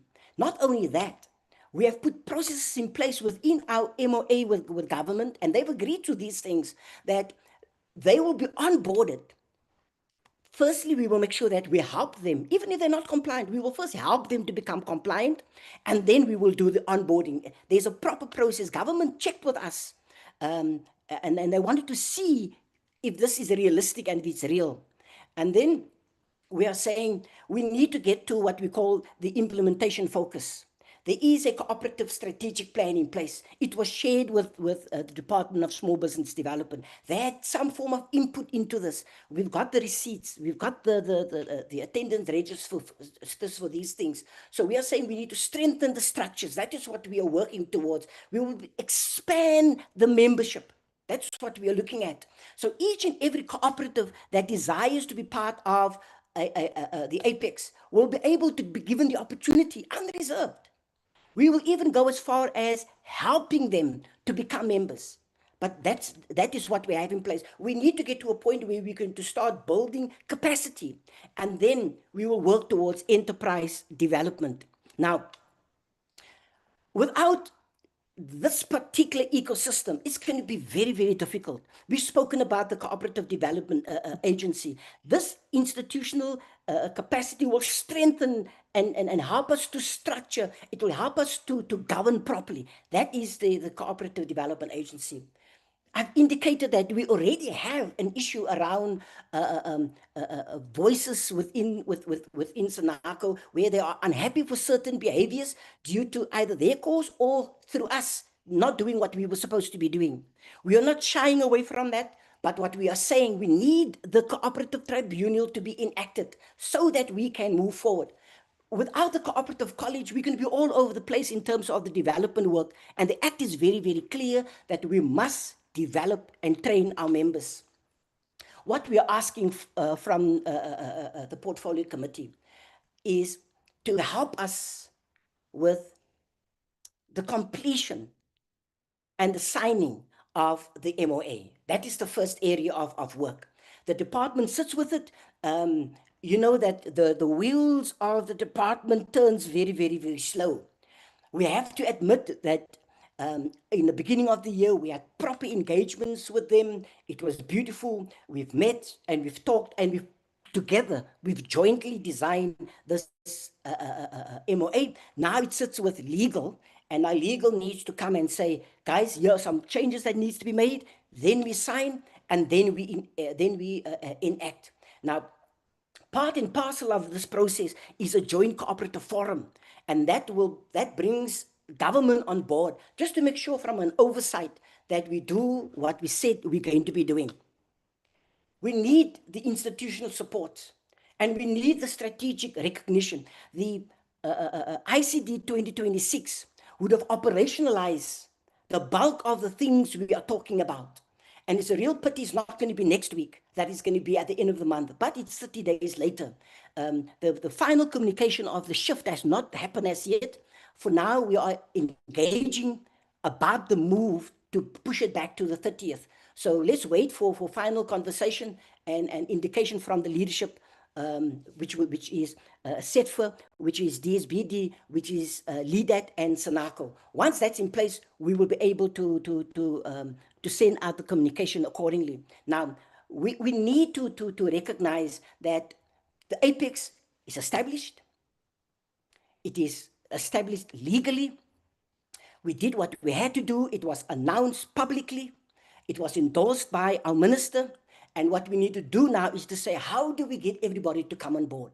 And it's going to be, in some cases, a quick process. We also understand in some cases it's going to be a longer process. There will have to be a give and there will have to be a take. And Sanako is saying, we will bend where we need to bend. As long as we do it properly, beautifully, and we do it within the law, then we are great. Now we are saying, and I'm getting towards the end. This is the second last slide. There are expected outcomes for all of us that we want to achieve. So if we talk about implementation, we are talking about governance. We are talking about enterprise sustainability. We are talking about access.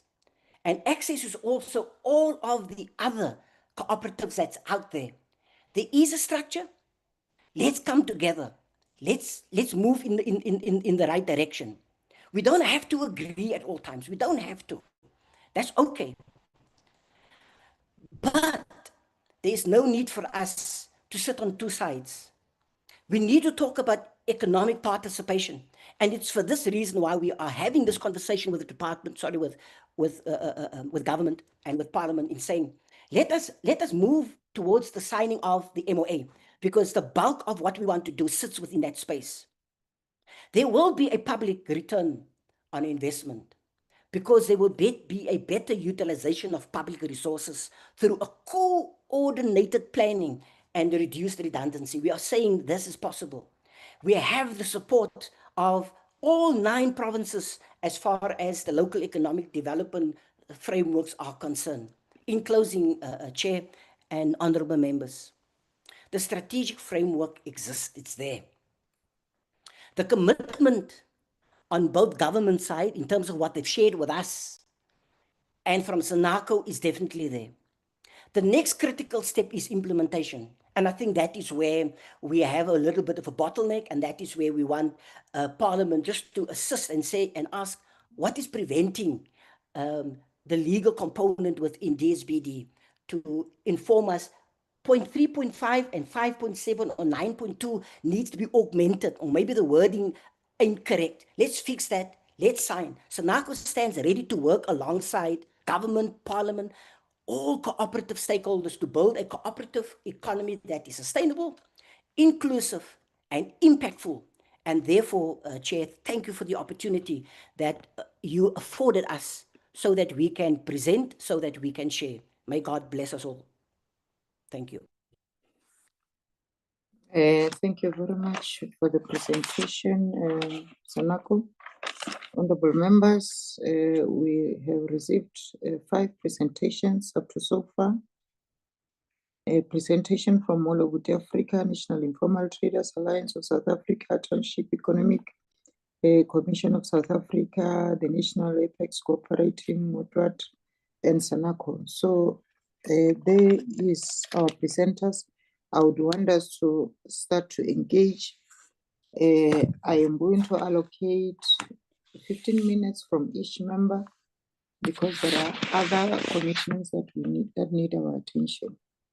I don't want the honorable members to dwell on one presenter for 15 minutes, but all of them, I allow you to take 15 minutes in each. Content advisor, assist me in controlling the time. Honorable Kruger, I see your hand. You will be the first one as I am noting other hands. Over to you, sir. Yes, thank you, Madam Chair, and thank you to all the presenters for the presentations. And good morning, everybody, and good morning to all the presenters. Madam Chair, point number 1, I think the Apex, the cooperative Apex organizations must start getting their ducks in a row, because this is not the first time that we hear who's who in the zoo. So I think it's time that we start getting talking to one Apex cooperative, so that we can move on with the cooperative movements in South Africa. That's my first point. The second point, Madam Chair, is that we heard all the other presentations, and it seems like it is a us against them, you know, and the us is then the department, and the them is then, of course, the organization. And I want to propose that the content advisor took all the issues on board, and then let us in the next meeting get the department here and let them give us a project plan how they're going to sort out this issues of all the organizations, because this is not government is there to help. Government is not there to be a bottleneck and a frustration to everybody. So that's my proposal, Madam Chair. I'm not going to ask questions. I think it is very clear where the problem are, or the problems are, and let's get the department in so that they can explain to us, because you must remember they are our implementers. We heard the problem. They must now implement, and they need to come back and tell us why is there a problem, for instance, with the this African disabled investments, or why is there a problem with this? Why aren't we get the two apexes of cooperatives together and sort it out once and for all? Why? And that the whole thing is about why, and I don't think asking questions to the presenters will give us an answer on my question why. Thank you, Chair. Thank you very much, Honorable Kruger. Honorable Carol Mafagani, you are number 2.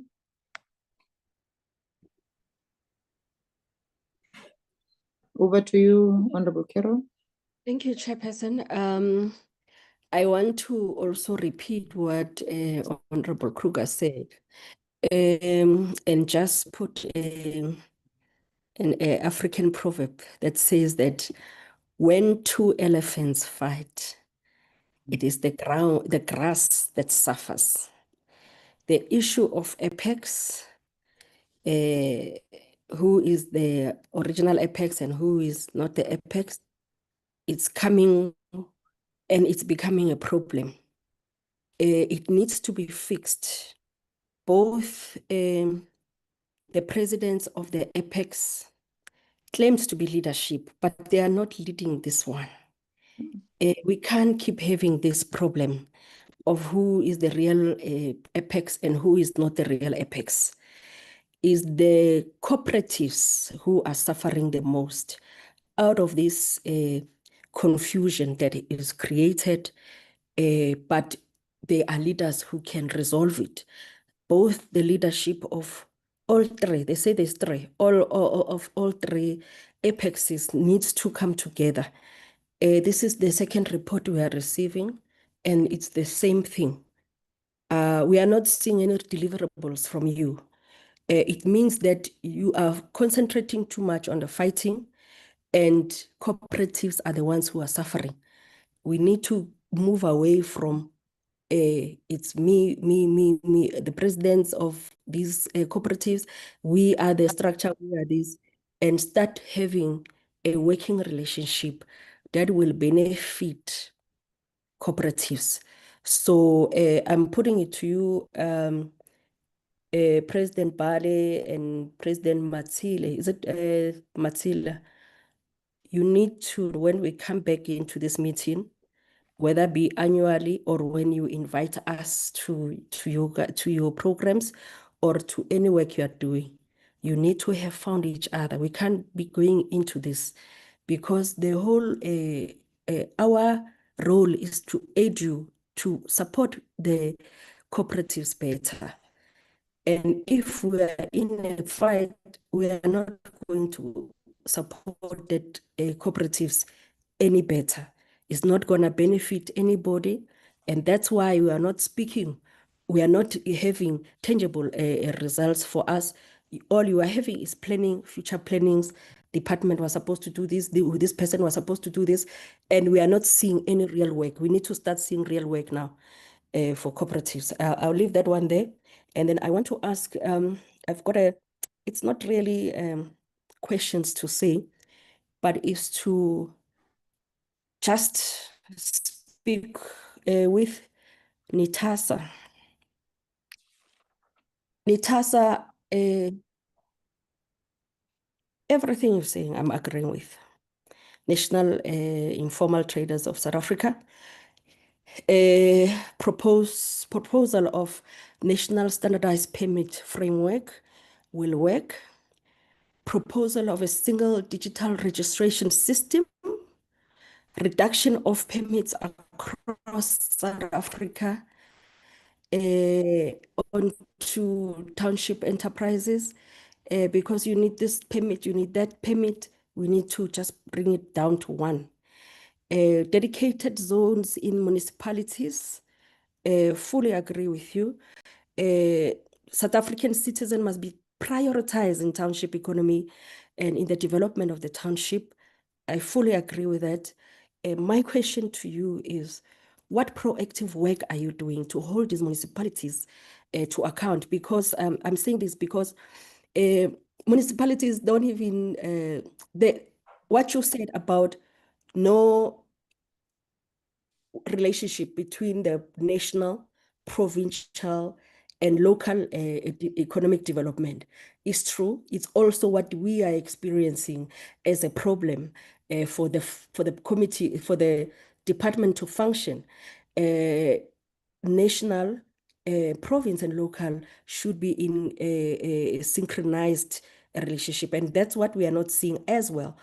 But from your as a national informal traders of South Africa movement, you also need to hold these municipalities to account. You need to come through as well as civil movements and write to these municipalities. National has issued standard bylaws which municipalities should have adopted so that we are working with the same bylaws going into this Spaza Shop registration, and they have not done that. But who is to hold the municipalities to account is you as movements on the ground. You need to write to these municipalities and ask them, why are you not aligning with the current dispensation? Why are you not aligning with national? Why are you not aligning with province? Because some municipalities, unfortunately, they've just chosen to do their own thing. And that is not good for the people on the who are driving this economy on the ground. So I think you, as well as Nitasa, must do that proactive work. And we are also trying to get everyone to work together, province, local, and national. So, but if you start writing and you start complaining, you start having these petitions, you start putting motions through, I think it might not fall onto a deaf ear. The issue of 500 million Spaza Shop and the results of it being so poor, I also agree with you on the implementation of it. It was a blanket covering of a much deeper problem. Nothing, if the foundation is not right, nothing ever becomes right. So how it was done, I also agree with you. It was not done correct. There was no proper consultation of the stakeholders, of the people who are actually in the problem. So on that one, I agree with you, and I hope the department, when it comes, they will get the memo that on the ground, there must be a greater intervention and a greater open discussion and frank discussion about where the problem is and how we can resolve it. Because the issue of foreign nationals in our township, they are not contributing anything to the local economy.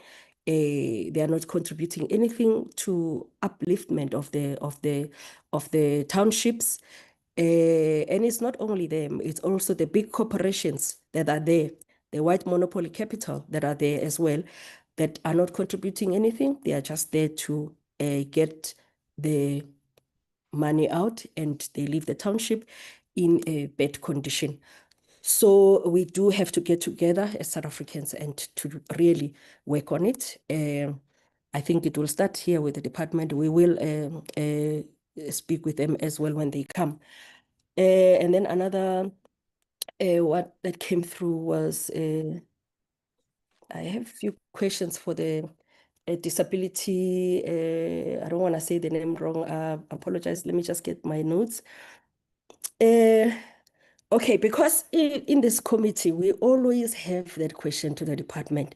How many businesses, disability, persons living with disabilities, business have been supported? And we are always getting a very minimal, a very small number. And I want to find out from you, from this department, ADIPPC, my question to you is that have you formulated a database of persons living with a disability across the country, businesses? Why? Because my other question would be, how many business owned of person living with disability actually applies for these businesses? And if they apply, how many are approved and how many are rejected? Why I'm asking is that majority of the time you find that, yes, the departments have these initiatives that are going out, but there's a very minimum, very small number of persons living with disability that are applying. So I think we need to, you need to put them on a database and align them to apply, assist them. I think there's a lot of other programs that everyone can go on to. Not necessarily money programs, of education, of business education, standard business assistance that they can go on to prepare themselves to apply. And when they apply, they are fully compliant and there is no way of being put aside. And there is more, I agree, there is more that the department can do as well to assist persons living with disability in the country. Thank you, Chairperson. I'm going to leave it there for now. And if my 15 minutes is not finished, I will come back with follow-up questions. I thank you. Okay, thank you very much. Honorable Matulelwa, over to you. Enkosi kakhulu Chair, ndibulise kuwe, ndibulise nazo zonke i-honorable members nabantu bethu abazosiprezentela namhlanje. And andiqondi uba i-15 minutes Honorable Carol is enough for all these presentations, but ke Chairperson ndizawuqala nge-disability u-ADI. Phaya eDengwane, before we resolve their cases and we have listened attentively kwi-report yabo, I just want to know, because eDengwane eMatatiela umama uDorothea Lisinyeho we-NPO isipho samahlubi Empowerment Center eWard 6, akho kwa anto ancediswa ngayo, akho, like, I don't know, as much as we are here to resolve their issues, but we want to know about kwindawo, because to be honest, soloko sikhala up ngento nantsika yongabikho kwe-support kubantu abaphila ne-disability. But also bona ke njengoba bona be-responsible, intoni abakwazi uba bancedisa abantu, because lo mama endithetha ngayo okanye la NPO i-catering for the entire Matatiele disability okanye people living with disability abangatholi kwancediso, naba benza i-projects, they're not getting any assistance. Even social development has failed them. So I just want to know specifically ngale NPO yaseMatatiele Ward 6. Number 2, Chairperson, we note with serious concerns into devastating and of irrealities that are facing disability owned enterprises in South Africa as a whole. So what this presentation, Chairperson, exposes is not merely the administrative inefficiency okanye systemic exclusions of persons with disabilities from meaningful participation in economy.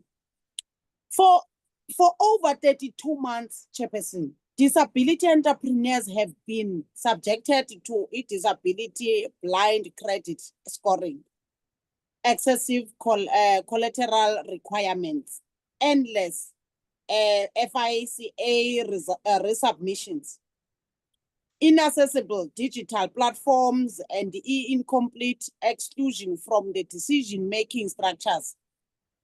The result is predictable. Businesses zero withdrawal, the jobs are lost, and the economic opportunities are denied.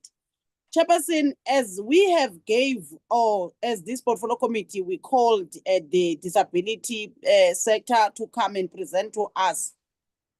We are going to further take whatever they have tabled in their report to the department, because the questions that should be asked to the department, the department should answer, is how many disability-owned enterprises have successfully received ESETFA funding since the program was launched, and what percentage of the total applications does this represent? We are going to also make sure that, I think also as this portfolio committee, we owe to these presenters that they must also be part. I think there must be invitees on that meeting, that I hope that meeting must not take longer, because whatever they've tabled here, I was going to be happy if the department was here to answer these questions, because we want to know. And it is very painful when we call the department and the people that are affected, okanye disability sector, is not present. We are always getting an opposite of what we got from report okanye from presentation here, disability sector. We are fully in support that this the department must account on all these shortcomings that have been presented here today. I want to go very fast on NITASA. What their presentation exposes is the continued failure of the government to recognize the information economy as a strategic pillar of economic transformation. Informal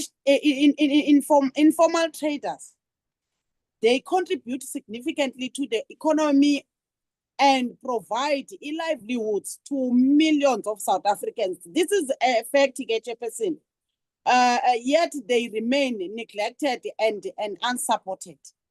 Chairperson, but there are many issues we've been raising here in this parliament and in this department with regards to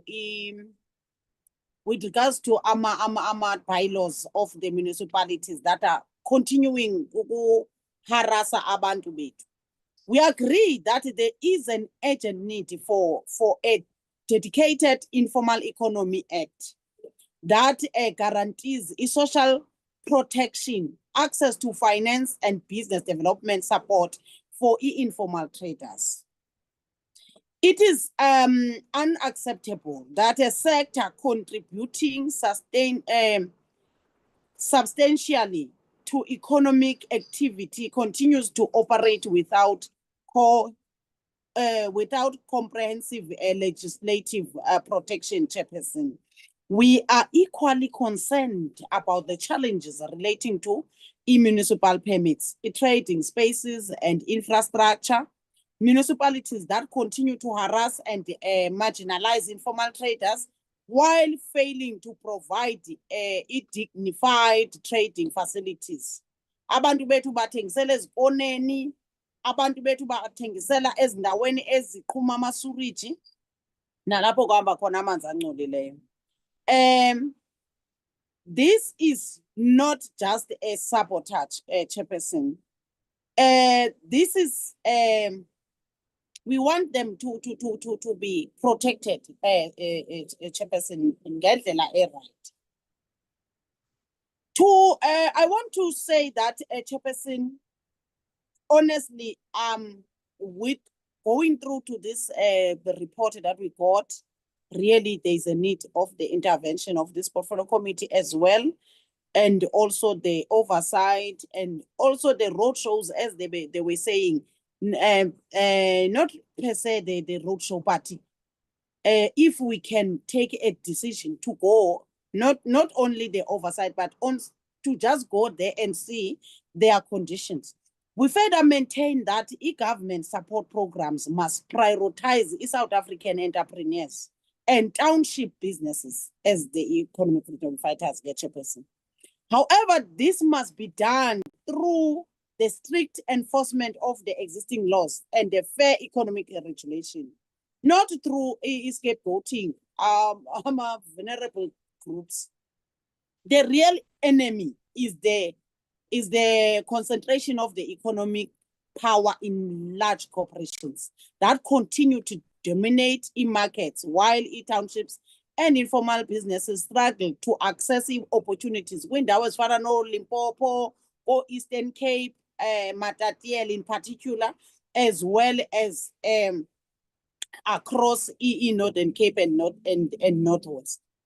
So, Chairperson, we are going to, I think after receiving these presentations, really on each and every aspect or every presentation we got today, we have to ask these questions and they must be answered, not only answered, but the resolution must be provided by the department itself. On the National Apex Cooperative, we remain deeply concerned, Chairperson, that after years of discussions, meetings, conferences, and consultations, cooperatives on the ground continue to suffer from underfunding, exclusion from markets, and weak institutional support. You will remember, Chairperson, by 2022, we were in Germany. We started a tour where we were learning about the importance of the cooperative sector and how it can resolve the issues of unemployment and everything else that we are facing in the economy of South Africa. We want to know what are the practical economic benefits will this Apex bring to ordinary cooperatives as well. Presentation, but they must answer these questions. Beyond e-conferences, constitutions and leadership elections, cooperatives cannot eat e-constitutions. They need capital, production support, and e-market access. So they must answer to that.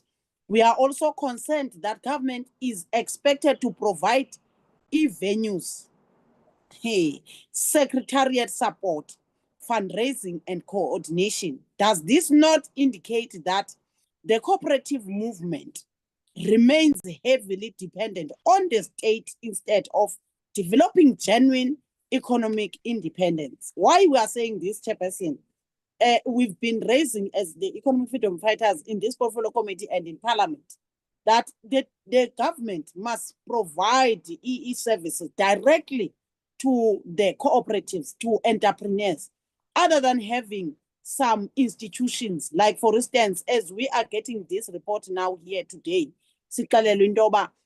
everything must be done, including the venues. How can the government not provide those venues for directly for the cooperatives to do their operations? So this kind of middleman, Chairperson, is not going to take us anywhere, and it's not going to make this country to be developed, by the way, as compared to other countries that are economically stable. Furthermore, Chairperson, the presentation speaks about launching cooperative forums and cooperative desks.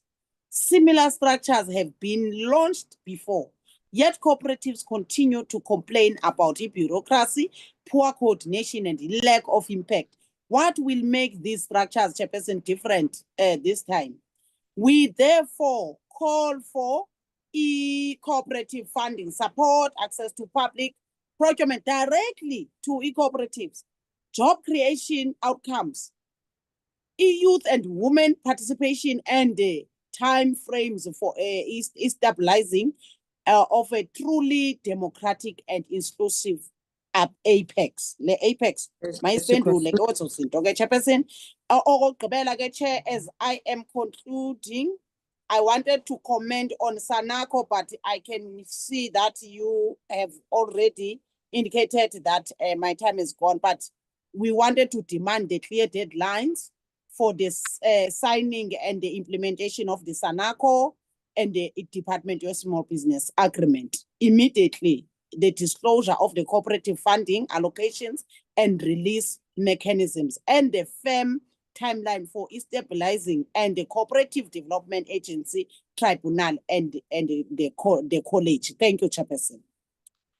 Thank you, Mami, and thank you for wrapping up. You were still on time. You were left with 1 minute, and then now you took another minute. But anyhow, that was great. We really appreciate. Well, I want to join my colleagues in thanking all the presenters for coming to our portfolio committee and do the presentation. And I want to say to Sanako, we really appreciate that your organization is registered with CIPC, but really we do not have a situation where we deny other cooperatives to come and do their presentation to the portfolio committee. I think if we can do that, that will be a persecution from our side. For you to make sure that you put your house in order and you don't keep on fighting with the others, I want to check as to where are your secondaries, where are your tertiaries. Do you really give an audience to other cooperatives? If yes, why are they existing?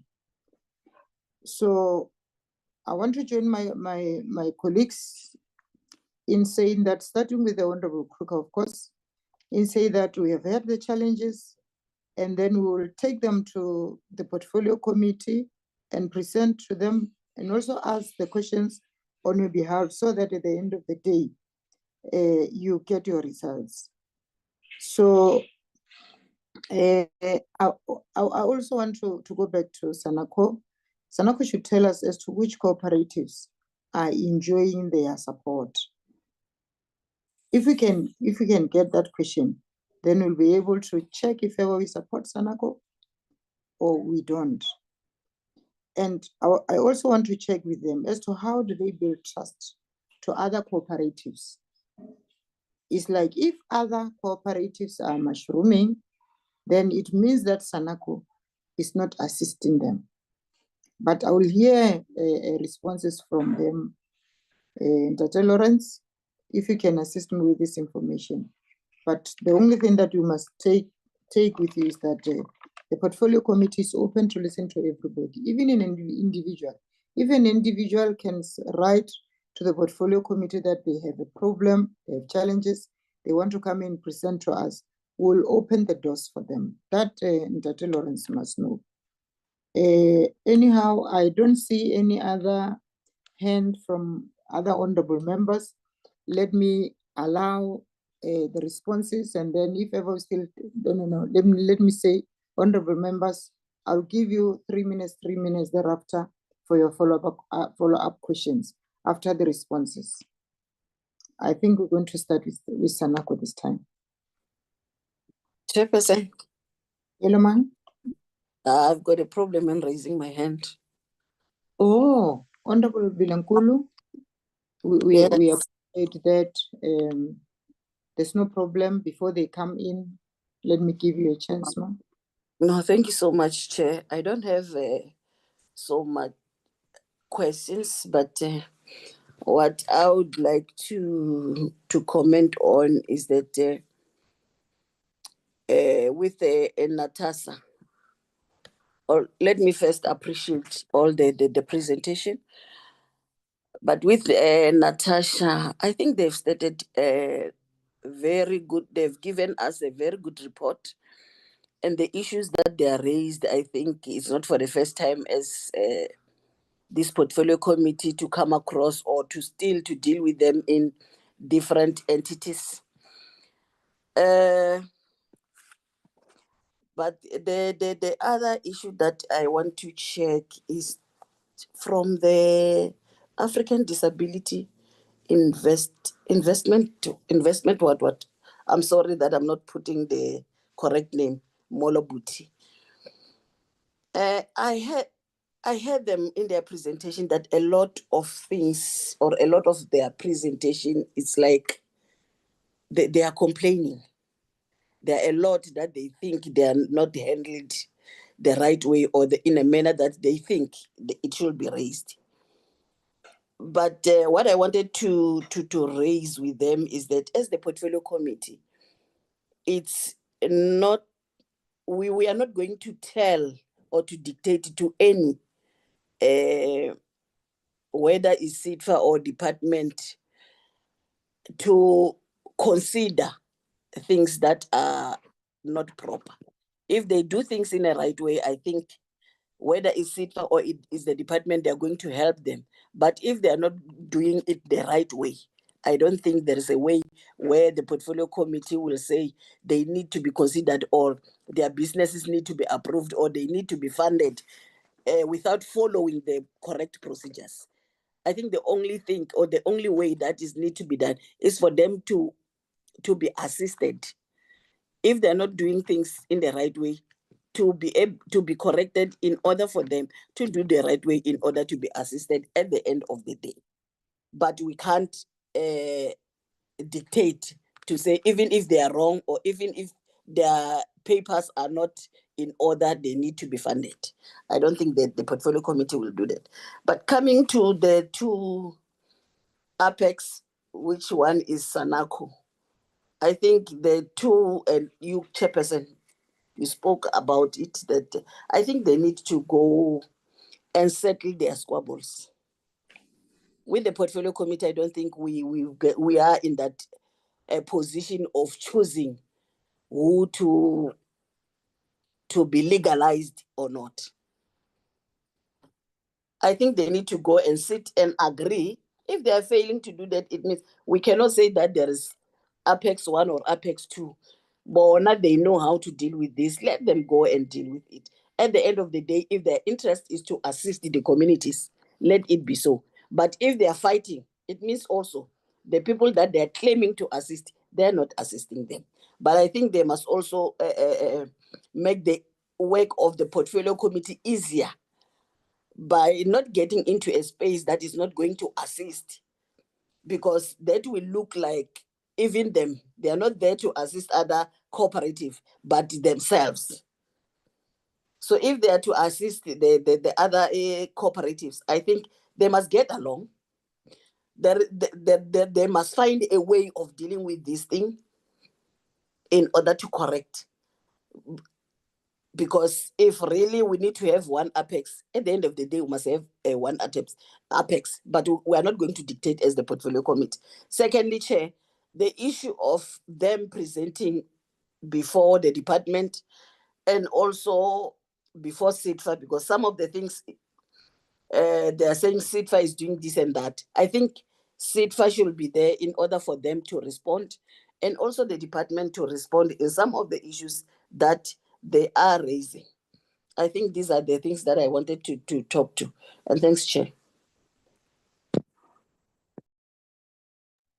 Thank you very much, Honorable Bilankulu. Indeed, for everyone to get the funds, he or she will be expected to have the documentation. If you don't have it, well, nothing will happen. I'm sure they are registered. Thank you very much. We are now waiting for the responses. I'll start with Sanako, and then comes the National Apex Cooperating, Township Economy, Commission of South Africa, TEXA, the National Informal Traders Alliance of South Africa. The last one will be Molobuti, Africa Disability. In that order, thank you very much. Chairperson, thanks very much for an opportunity. And I think I'm so happy that we'll have been granted an opportunity to present to you, Chairperson, and add all members and all members of parliament that have raised matters. We think we are so positive and we appreciate for those comments. We have already sent a document, registered cooperatives.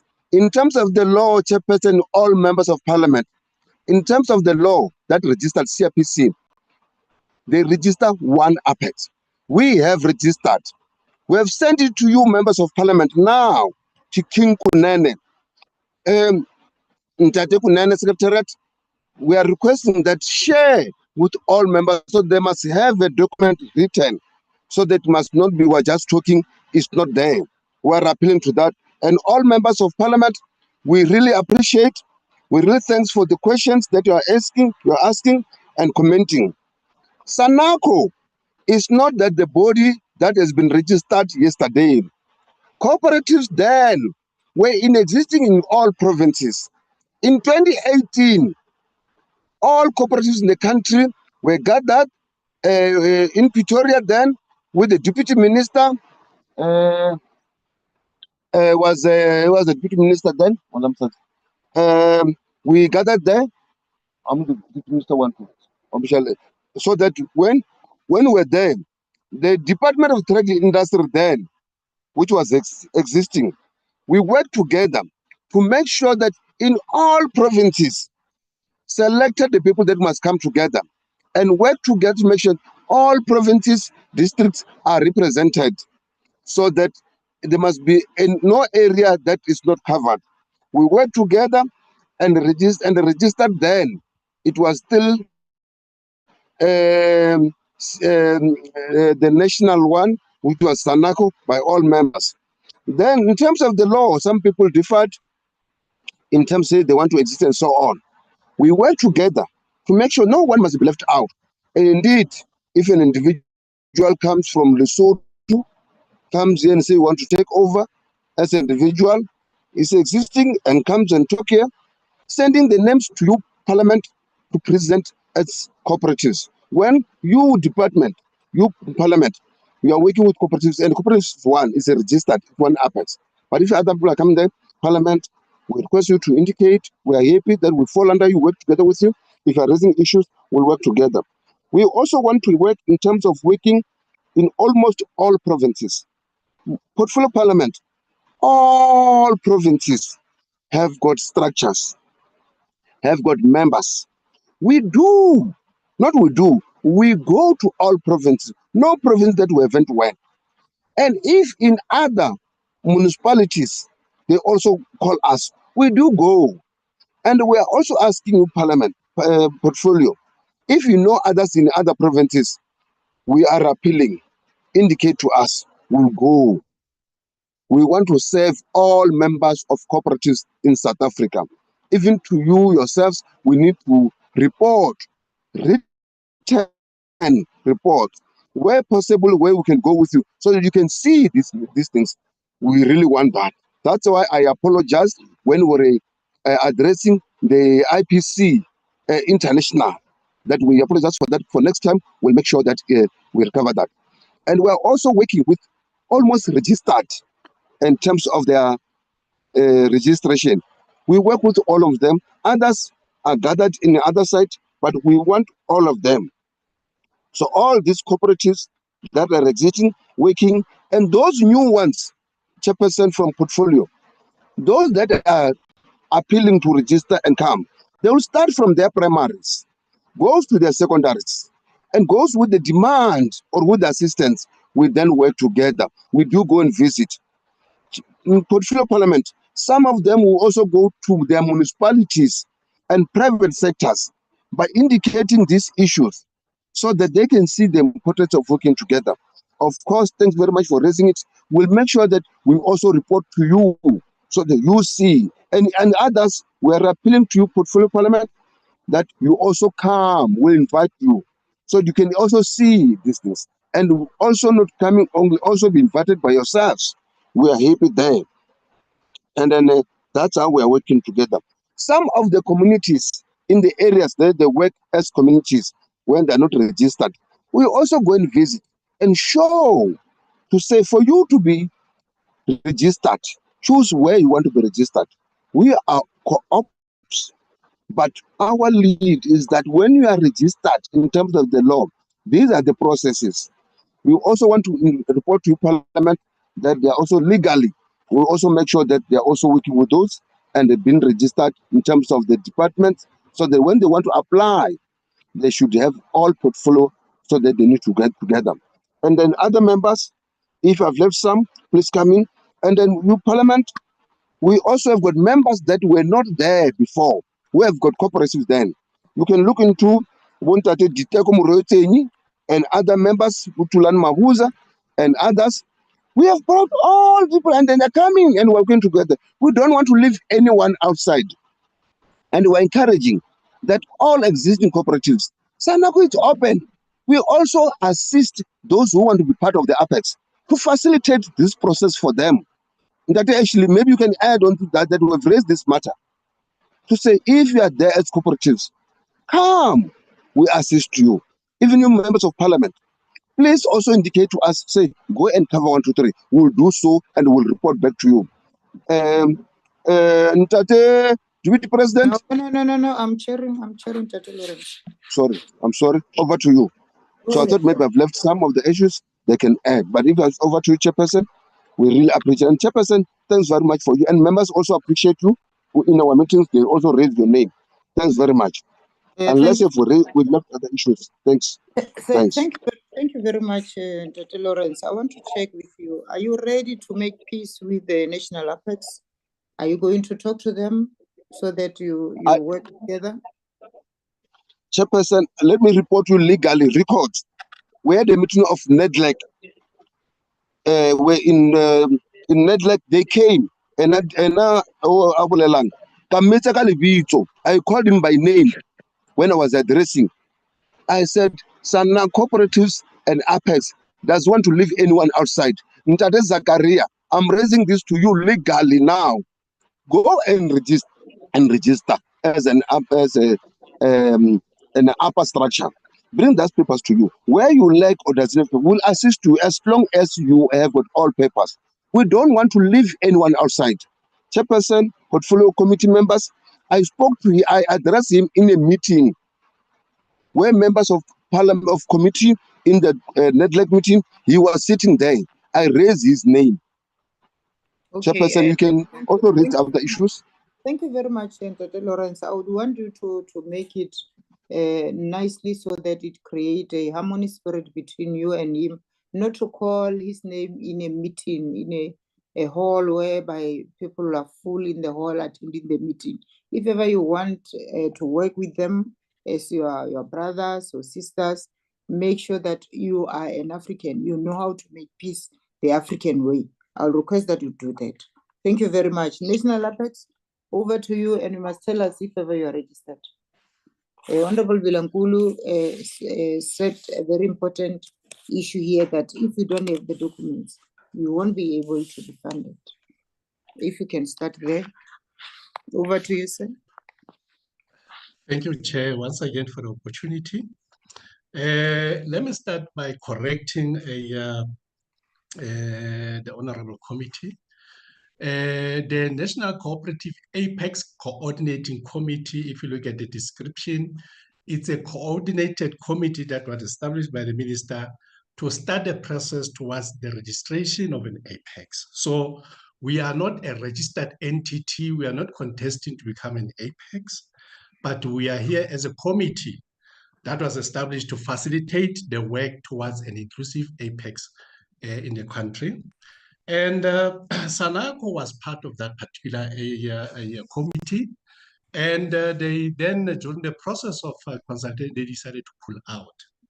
So it is not then of no surprise that if you look at the presentation, they claim that out of 67 registered tertiary cooperatives in the country, they go and register themselves with only 19. Of each of that 19 is also true because it's only few tertiaries. And in terms of the Act, only tertiary cooperatives and national secondaries, not provincial, but national secondary cooperatives can establish an Apex. So that is the requirement. And based on that, then we raise this particular issue with CIPC to say that in terms of the Act, this particular registration is not proper.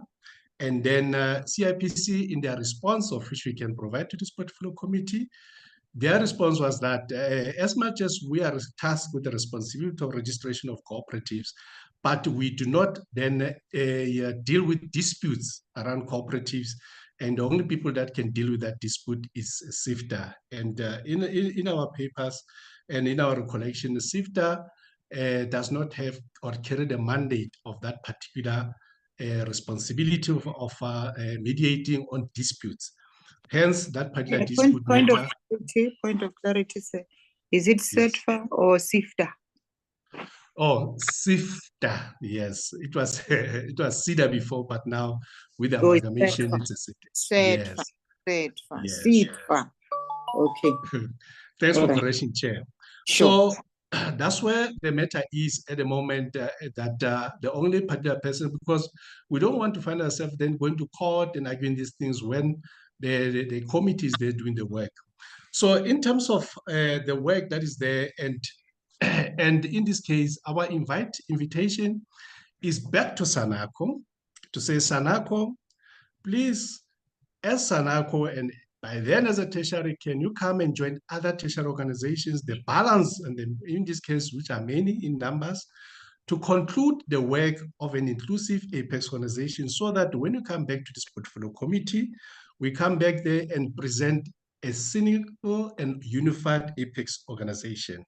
So that's where we are right now. And I was hoping, and I hope again with the department, that the department can also adopt the position that is taken by this honorable committee. That simply says that, look, as a department, we don't have to find ourselves dealing with this one. Tomorrow we're going to have to deal with this one. As a department, we are going to reserve our position until you cooperators come together and come with a unified voice of a single apex organization.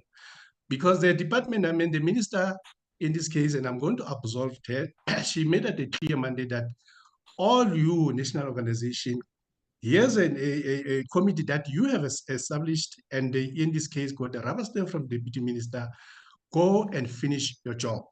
So in this case, in the presentation, we're talking about the completion of that particular job that was given by the department through the ministry.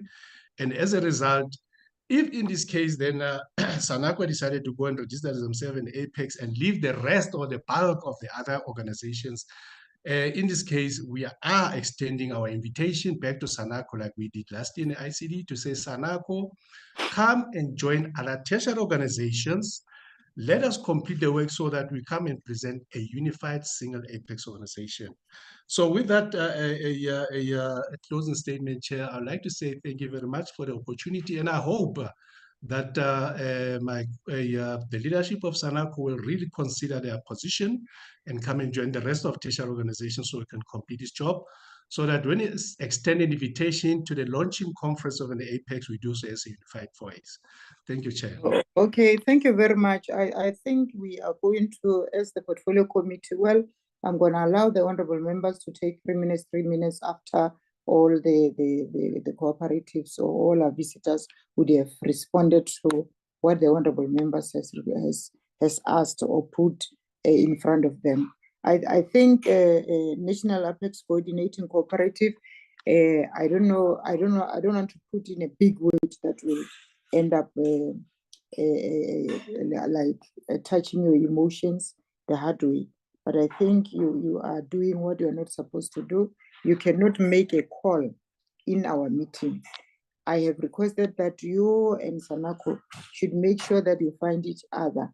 Where you're going to make a call, it doesn't matter, but it cannot be in our committee. And the other thing you said, you are not registered. I think at the end of this term, we would want to leave a correct legacy to the coming members of parliament who will be serving in this portfolio committee on the next term of parliament. So we want us to be proud that we have done the work. You are not registered. And even if your organization was started by the minister, if the minister did not do the correct thing, we are here to correct that. We do not want to continue to hear SANACO lamenting about you not being registered and you on the other side trying to call a registered Sanako into your coordinating structure. I don't think this will work. But my request will be that, a humble request, will be that after this meeting, please, you and Dr. Lawrence go and find each other and see what is it that you can do. Otherwise, the secretary and the content advisor, next time we will never ever allow this type of a presentation in front of us whereby people are not going to adhere to our request or our advices. We have heard that the National Apex Coordinating Cooperative, they are not registered. So I wanted to put it like that. I'm sure the honorable members will then assist me. Let me check. I see the hand of Honorable Mafagane, but I want to check with the National Informal Traders Alliance of South Africa if ever they don't have anything to say, and Molobuti Africa Disability. Then I'll give the honorable members 3 minutes to make a follow-up. If ever you would want to ask a question at that level, I'll allow, if ever you're asking a question to Sanako or whoever, I will allow them to respond to you so that you continue, but within 3 minutes. Now we are in the, I've noticed also the hand of Honorable Babalwa. I noticed the hand of Honorable Kruka. Bekima Evans, I think you'll come next. Are you from Sanako? I see the hand of Becky. No, the president of Township Economic Commission as I text. Oh, okay. Over to you, sir. Yes. Thank you so much. Let us not be confused. Are you from the National Informal Traders Alliance? No. I was just raising a hand, not to forget me. Okay, sir. I won't forget to. Okay, thank you. We are now in the hands of the National Informal Traders Alliance. I see the hand of Mr. Matthews Mbonzo. Where do you come from? Dr. Matthews? Okay. Let us continue and listen to the National Informal Traders Alliance of South Africa. Over to you. Can I respond? Thank you so much, ma'am. Where do you come from, sir? I'm explaining that, ma'am.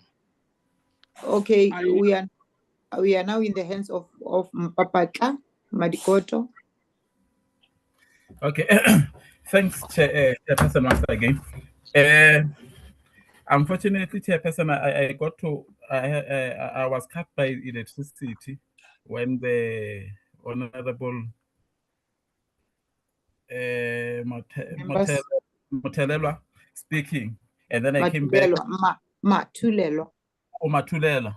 Sorry for that, Matulela, and then I came when Honorable Bela Nkulu finished was speaking. Yeah, okay. Yeah. So, but I just wanted to indicate something, Chairperson.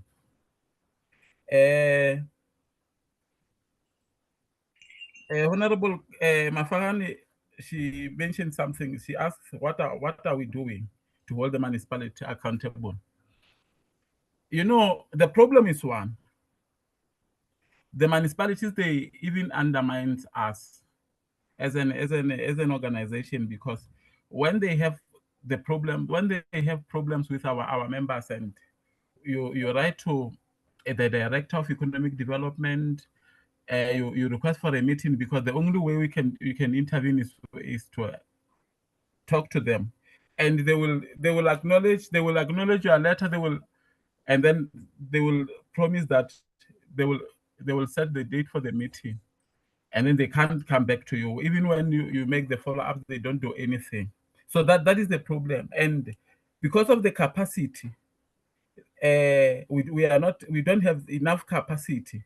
We cannot travel to all these 9 provinces. Like now as I speak, I'm residing in Limpopo, in Polokwane. So we only have capacity on to have the visual meetings on the most cases. When I have to talk to the municipality in KZN, I have to talk to municipality in Gauteng.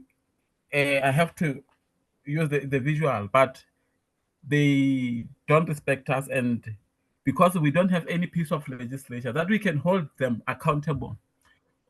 So that is the problem. That is why now our approach is that we are saying, instead of talking about the problems that we are experiencing, because everyone knows the problems that informal sector is facing now in this country. So now that is why we are approaching saying, here is the solutions that we wanted. We think if we can deal with these things and then we can get these things, and then that it will be solution. So we'll never see people confiscating other people's goods. We'll never see the municipalities making people up and down register with the registration, with bylaws, with all those things. So on my conclusion, I just wanted to say I'm appreciating so far how the committee is taking our sector, and we are hoping that one day we'll get somewhere. Thank you, Chairperson. Thank you very much, Molo Africa, Molo Buti, African Disability. We're in your hands. Yes, thank you, Chairperson. Just 3 points, basically, to answer some of the issues. What we're wanting to do is to hold the department accountable. We want to hold SETFA accountable. Within the PFMA, within the letter of the law, within the letter of the Constitution, and the Section 2 of the Constitution. That's one. Secondly, before COVID, there was about 960 different kinds of organizations in the disability movement. Post-COVID, we whittled down to about 750 in different formats: protective and sheltered workshops, SMMEs, cooperatives, NPOs, NGOs, and we can talk about different of the NGOs. You referred to the one member of the committee referred to in catering, for example, etc. Offline, we can.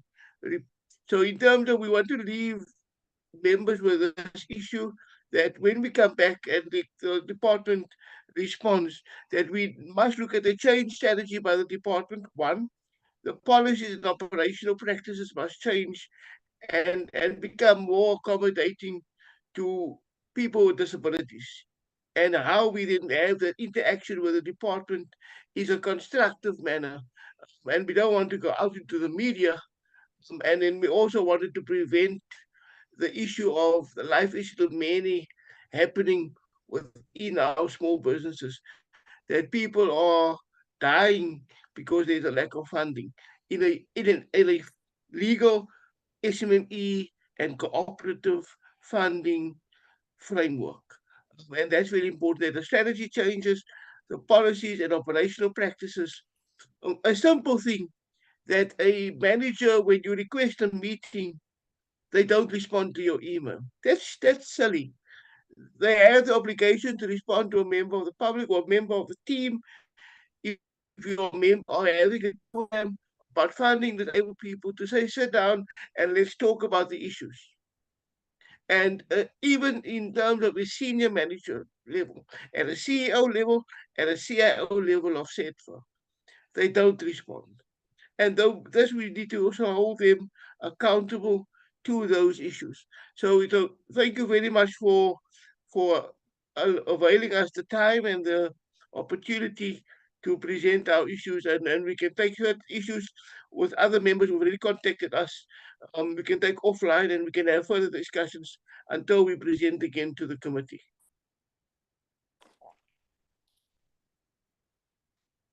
Okay, thank you very much, Mr. Andre, for your responses. I've heard that sometimes when you write emails, they don't respond to your emails.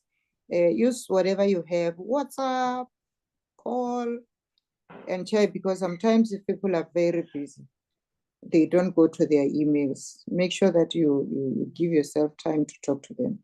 Then if you end up exhausting everything, then that you can end up saying, these people are not responding.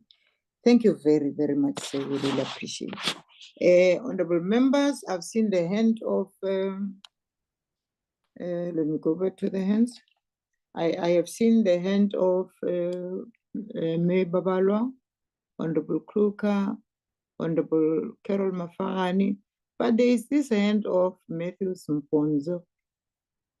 Can I allow you, sir, to say whatever you want to say? And where do you come from?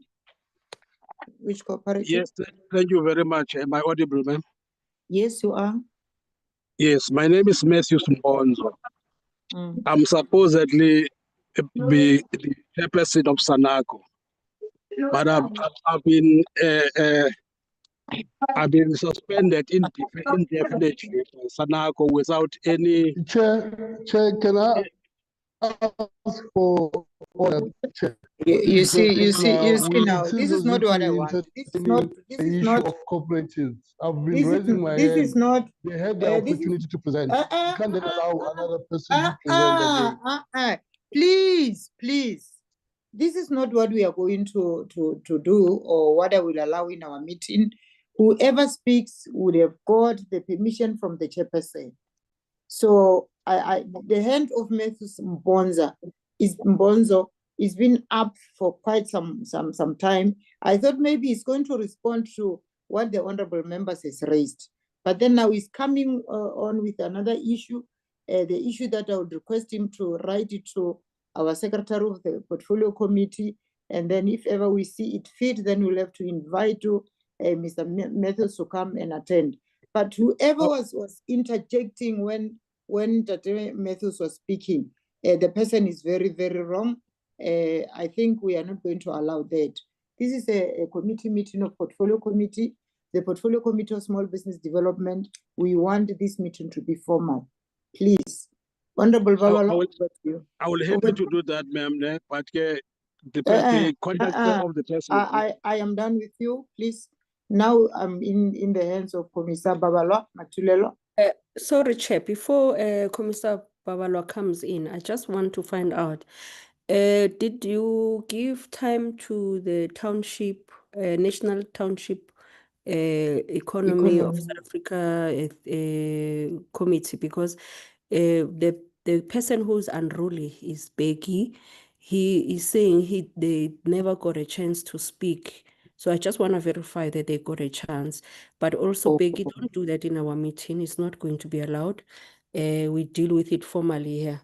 Chair, can we just check if you've given them time to speak? If you did, then we can move on. I really don't remember. Township Economy, did you speak, sir? Are they still in the meeting? Thank you so much, Chair.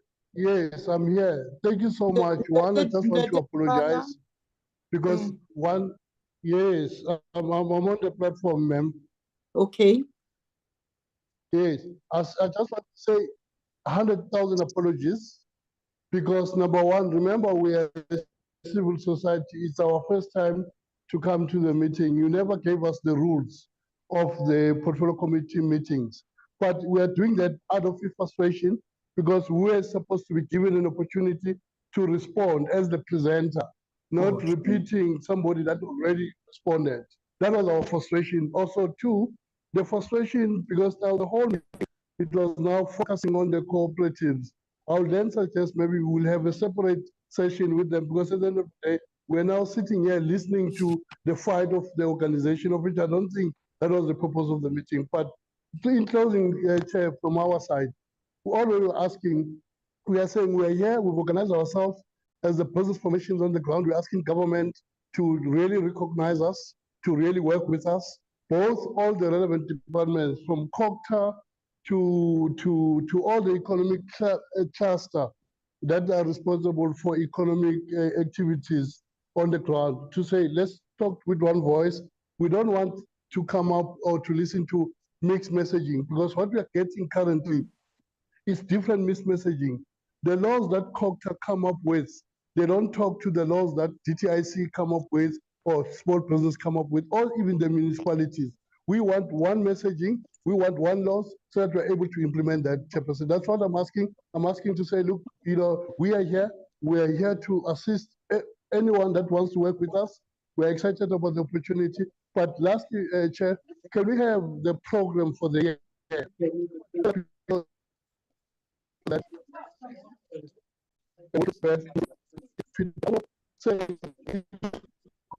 We are losing you. Yeah, We are so that losing you guys are able to listen to us first, sorry, understand our grievances, so that by the time we invite them, at least you gave us an opportunity to listen to us without my them. apology. Thank you so much. Tati Begi, my apology. We missed you when we were talking about the program. You said, can we have the program? And then you started to cut. If you can repeat that once. Yeah, no, we were saying we needed just one program, one messaging, because I was saying it was also good, Chair, not to have the department in this meeting, because we do needed to hear us first, understand our grievances, so that when we start inviting them, we know exactly what our grievances. But what I'm asking is a year program to say, with the portfolio committee, when are we coming back to get the feedback? It would be nice to have a program so that we know that maybe, let's say, we meet once a year or we meet twice a year, so that at least we prepare ourselves properly. Thank you so much. But apologies for what happened. It was because of frustration, and also without us having been given the rules of the portfolio committee. Because some of us were presenting for the first time in the portfolio committee. We don't know the rules, but it was based on frustration, ma'am. Thank you so much, Madam Chair. Thank you to the members of the portfolio committee. We really appreciate the Township Economic Commission. Thank you. Thank you very much, Mr. Begi, for the respect that you're giving to the portfolio committee. If you want to say something, you raise your hand. But then now I thought I was following my list correctly, so only to find that when Carol was speaking, Honorable Carol was speaking, I did jump the township economy. I'm the one who must apologize. I'm sure you will forgive us for that. Well, I did recognize the honorable members earlier on. The first one was Honorable Carol, and then Honorable Matulelwa, Honorable Kruger. If ever the Honorable, yes, I can see the hand. Yeah, in that No, order. Chair, it's Honorable Babalo first. Let her speak first. Oh, is Honorable Babalo first? Yeah. Okay. Was It's speaking. fine. Actually. It's fine, but according to my list, you were going to be the first one. It's fine. Honorable Babalo, 3 minutes, ma. Nkosi kakhulu Sihlalo.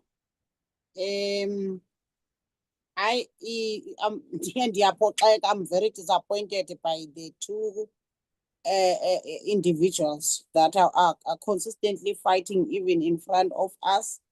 But also, Chair, I don't want us to just swallow indlela abahendlishana ngayo. We have to deal with the causes, the root cause. And I thank the person that just indicated that he was supposedly to be the chairperson. I'm very interested on that one. Chairperson, I think is sooner is the better. But what really happened? Because really, when we come to this portfolio committee and in parliament, Simanesi Reza Uguti, no, these incubators and these middlemen sector is not going to assist the entrepreneurs of South Africa to thrive. And you can see this is the battle of it's a battle of having authority over one another. And also, most of the very painful things, Chairperson, it happens entities like Abo Sanako and others to always have this clash. Even incubators, Chairperson, if you remember, we've got these issues, and people, they are fighting not only personal fights, but it's about the injection or the money that is invested by the government on those particular bodies that are not doing the actual work of entrepreneurship, but they are the middle of implementations. That has never even been successful, by the way. Chairperson, my follow-up is going straight to Isanako as well, Chairperson. The presentation further, it reveals that Inansika, I don't know. I think how this follow-up, I must put it, but I want to indicate that how the government claim to support Inansiki cooperative development when Isanako ne department memorandum of agreement remains unsigned and unimplemented. Because you can see that this fight is not only between the individuals that are showing out in front of us today, but also the department is involved, Chairperson. If the framework is already agreed upon, who exactly is delaying its activation? And why has no accountability been enforced, Chairperson? The presentation further reveals that if funding allocations were communicated as early as February 2026, yet release mechanisms and implementation timelines remains unclear, Chairperson. This raises a fundamental question, Chairperson. Where is the money? And why are cooperatives still waiting while unemployment and economic exclusion continues to rise? There is a corruption in between, Chairperson. I think we must follow up quickly and also invite our fellow to write in writing whatever happened with this Santaco. I think also, Chairperson, I strongly believe that we need to investigate this Santaco. What exactly is happening here? What exactly is happening between the department and the story of Isanako as well? So those are my questions. I would like them to answer me, Chairperson, on those ones. Thank you. Hey, thank you very much, Honorable Babalwa. You know, when we were speaking, you reminded me of our recent study tour from Brazil. They only have Apex Brazil, one Apex Brazil. So when you move around, everybody, even in the location, everybody went to work because there is order. So in our case, I don't know who bewitched us. We keep on fighting for a small thing. Even if we can be able to sit together around the table and resolve it, we are failing. So I agree with you on that one. I am continuing with my list. Honorable Mafagane, over to you. Thank you, Chairperson. Thank you, Peggy, for your presentation, your answers. But I think you should have taken opportunity because you are not going to get another opportunity in the near future to really speak on what your civil movement is all about. But thank you for coming through eventually. Chairperson, I think as a committee, we have to be also serious in resolving this matter and resolve on this issue of Sanako and all the other apexes, and also give them a clear mandate to say that we are not going to have any other meeting with them until we get the resolutions of their disputes. So we need to give them a timeline, maybe perhaps give them 3 months to say, we are giving you 3 months to sit in a formal meeting, not these games that they are playing here in front of the whole country, by the way. This is live. So these games that are playing here in front of the whole country, if I was somebody sitting in Ramasemula there or sitting in Mabopani, I wouldn't trust both of them, both of these apexes. So we're going to just give them a stringent measures to fix it and say, within 3 months, we need to have sat in a meeting and came up with resolutions. We need order. We are not going to be busy romanticizing you here, speaking with you, while you don't have order. We are not sure if there is order even with the people you are representing on the ground. So this committee is not going to speak with you. It's not going to call you back to our time if you are not giving us clear resolutions and a clear coordination and working together. So we don't want to see this committee again, this Apex 1 and Apex 2 again until they resolve, and any other OPEX. So it's their duty. I mean, if I say I'm a president of a Apex, I should be able to convene each and every other of Apex and find a working ground with all of them. So we are giving it to you, comrades, members of these apexes. As a committee, we are going to decline to see you up until you resolve your issues. If you want us to be involved in your meetings, you do it formal. But we are not going to now come and abuse every other person. Look, township, economic and persons with disabilities, they were drowned by this chaos that you brought here. So chairperson, you must put it down. It must be clear that we are not going to speak to them again up until they resolve their issue. And if they want the committee to be involved, they will let us know. But we are not going to invite them here on this national platform up until they've restored order among themselves. Thank you very much. That's all. Thank you so much. I'm sure the other members who are going to speak will then talk to the issue of the time frame that you have proposed, Honorable Mafagane, because at the end of the day, even if I can give an example of what is happening now, everybody wants to be a councillor, but at the end of the day, because we have only one position of a councillor, they will end up agreeing on one person. There's no way that they can continue to fight. Otherwise, indeed, I will agree that they won't come to us again. But we really need them. We want them. If they go on elections, whoever wins, the one who lost must agree that he has lost. I'm saying I'm touching on this one because somebody said I'm the chairperson of what Apex. So I am trying to cover everything at one place. So honorable members, we are left with Honorable Kruka, if ever. Honorable Bilankulu would want to come in because she indicated that she's having a challenge on raising her hand, then she will indicate. Honorable Kruka, over to you, sir. Yes, thank you, ma'am. Chair, and if you talk about the timeline, and if you talk about the timeline that's going to be solved this problem very quickly, Madam Chair, from my experience since 2014, we heard all the stories of Senako. They are so full of stories. And this thing is not coming from, as I say, from yesterday. It comes from a very long time. So we need to sort out the stories. That's number one. And number two, they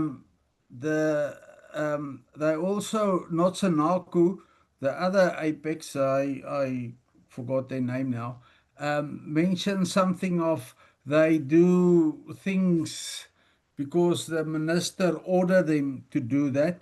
I think we must get the minister and ask the minister, is this true? Because as I say, my experience of Apexes in cooperatives are very dim because they tell so much stories, you don't know who to believe and who not to believe. And I agree, it sounds like two political parties fighting for one, fishing in the same dam and try to catch the most fish. Thank you. Thank you very much. If I can check with National Apex, do you still have the name of the minister who coordinated your launch of your Apex by then? Thank you again, Chair.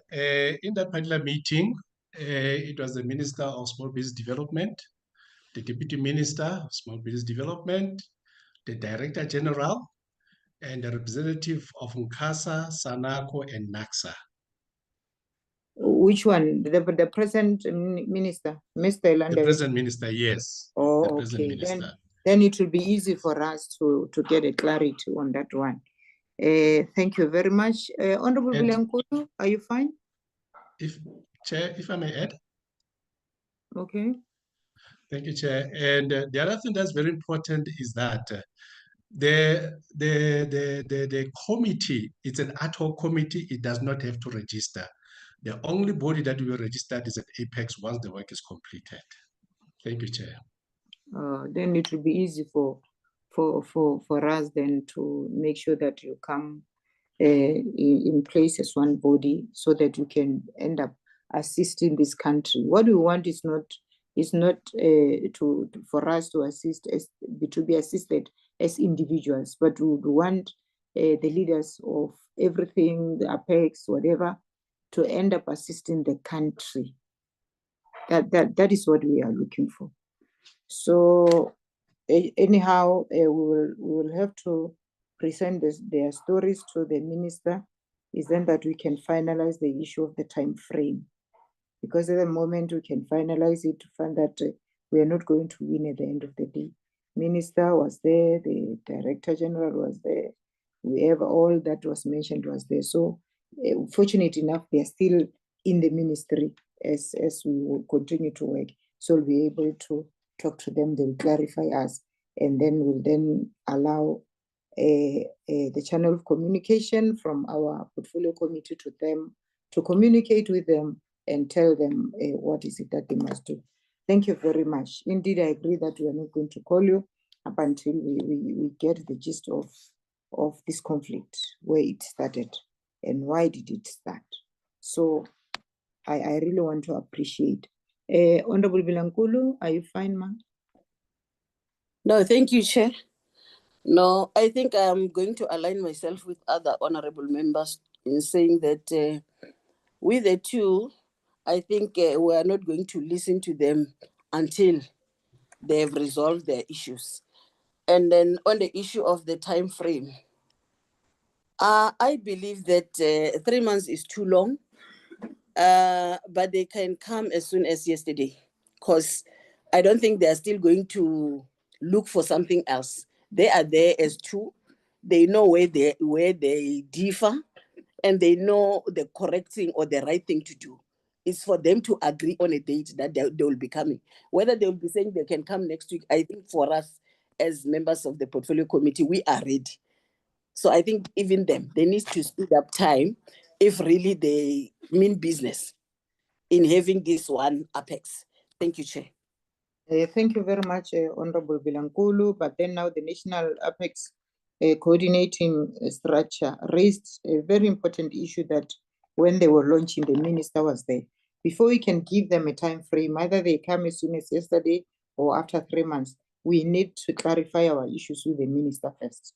Maybe I must request the Office of the Secretariat to make sure that whenever we are going to meet with the department and the minister, this item is on the agenda so that it is clarified before we can then allow our SANACO and our coordinating cooperative structure, national one, to then continue to, if ever they want to amalgamate and come up with one name, I think that will also assist, but it will be between them as to what is it that they're going to do, with our advices, of course, after listening to our Honorable Minister.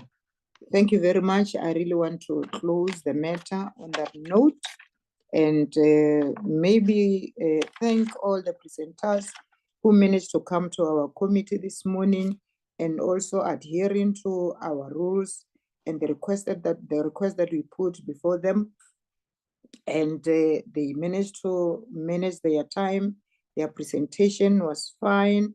We found the presentation yesterday. We are really thankful and we appreciate that. Even in future, when we invite you, our men and women, please make sure that you stick to the rules of the portfolio committee. And I have a hope that these apex issues are going to work. We want to have, if ever it's happening and it's doable in Brazil, those people are just like us. They are suffering like us. It's just that they are very intelligent when it comes to agreeing on one thing. Just to cite an example, they have a register of everybody who is in Brazil. They know about their foreign nationals. How many are they? They know about everything. So my request would be that we will listen to the minister and then come back to them. On that note, I appreciate if ever they still want to continue to be in our meeting, we don't have a problem, but if they want to be released, bye-bye. Thank you very much for coming. King, take us back to our agenda, sir.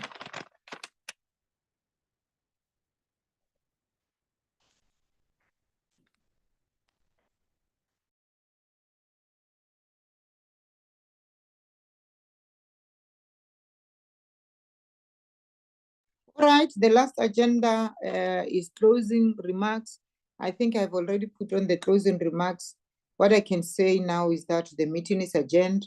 Thank you, honorable members, for coming to our meeting, and thank you for all those who managed to participate, even those who did not say anything. Thank you very much. God bless you. The meeting is adjourned.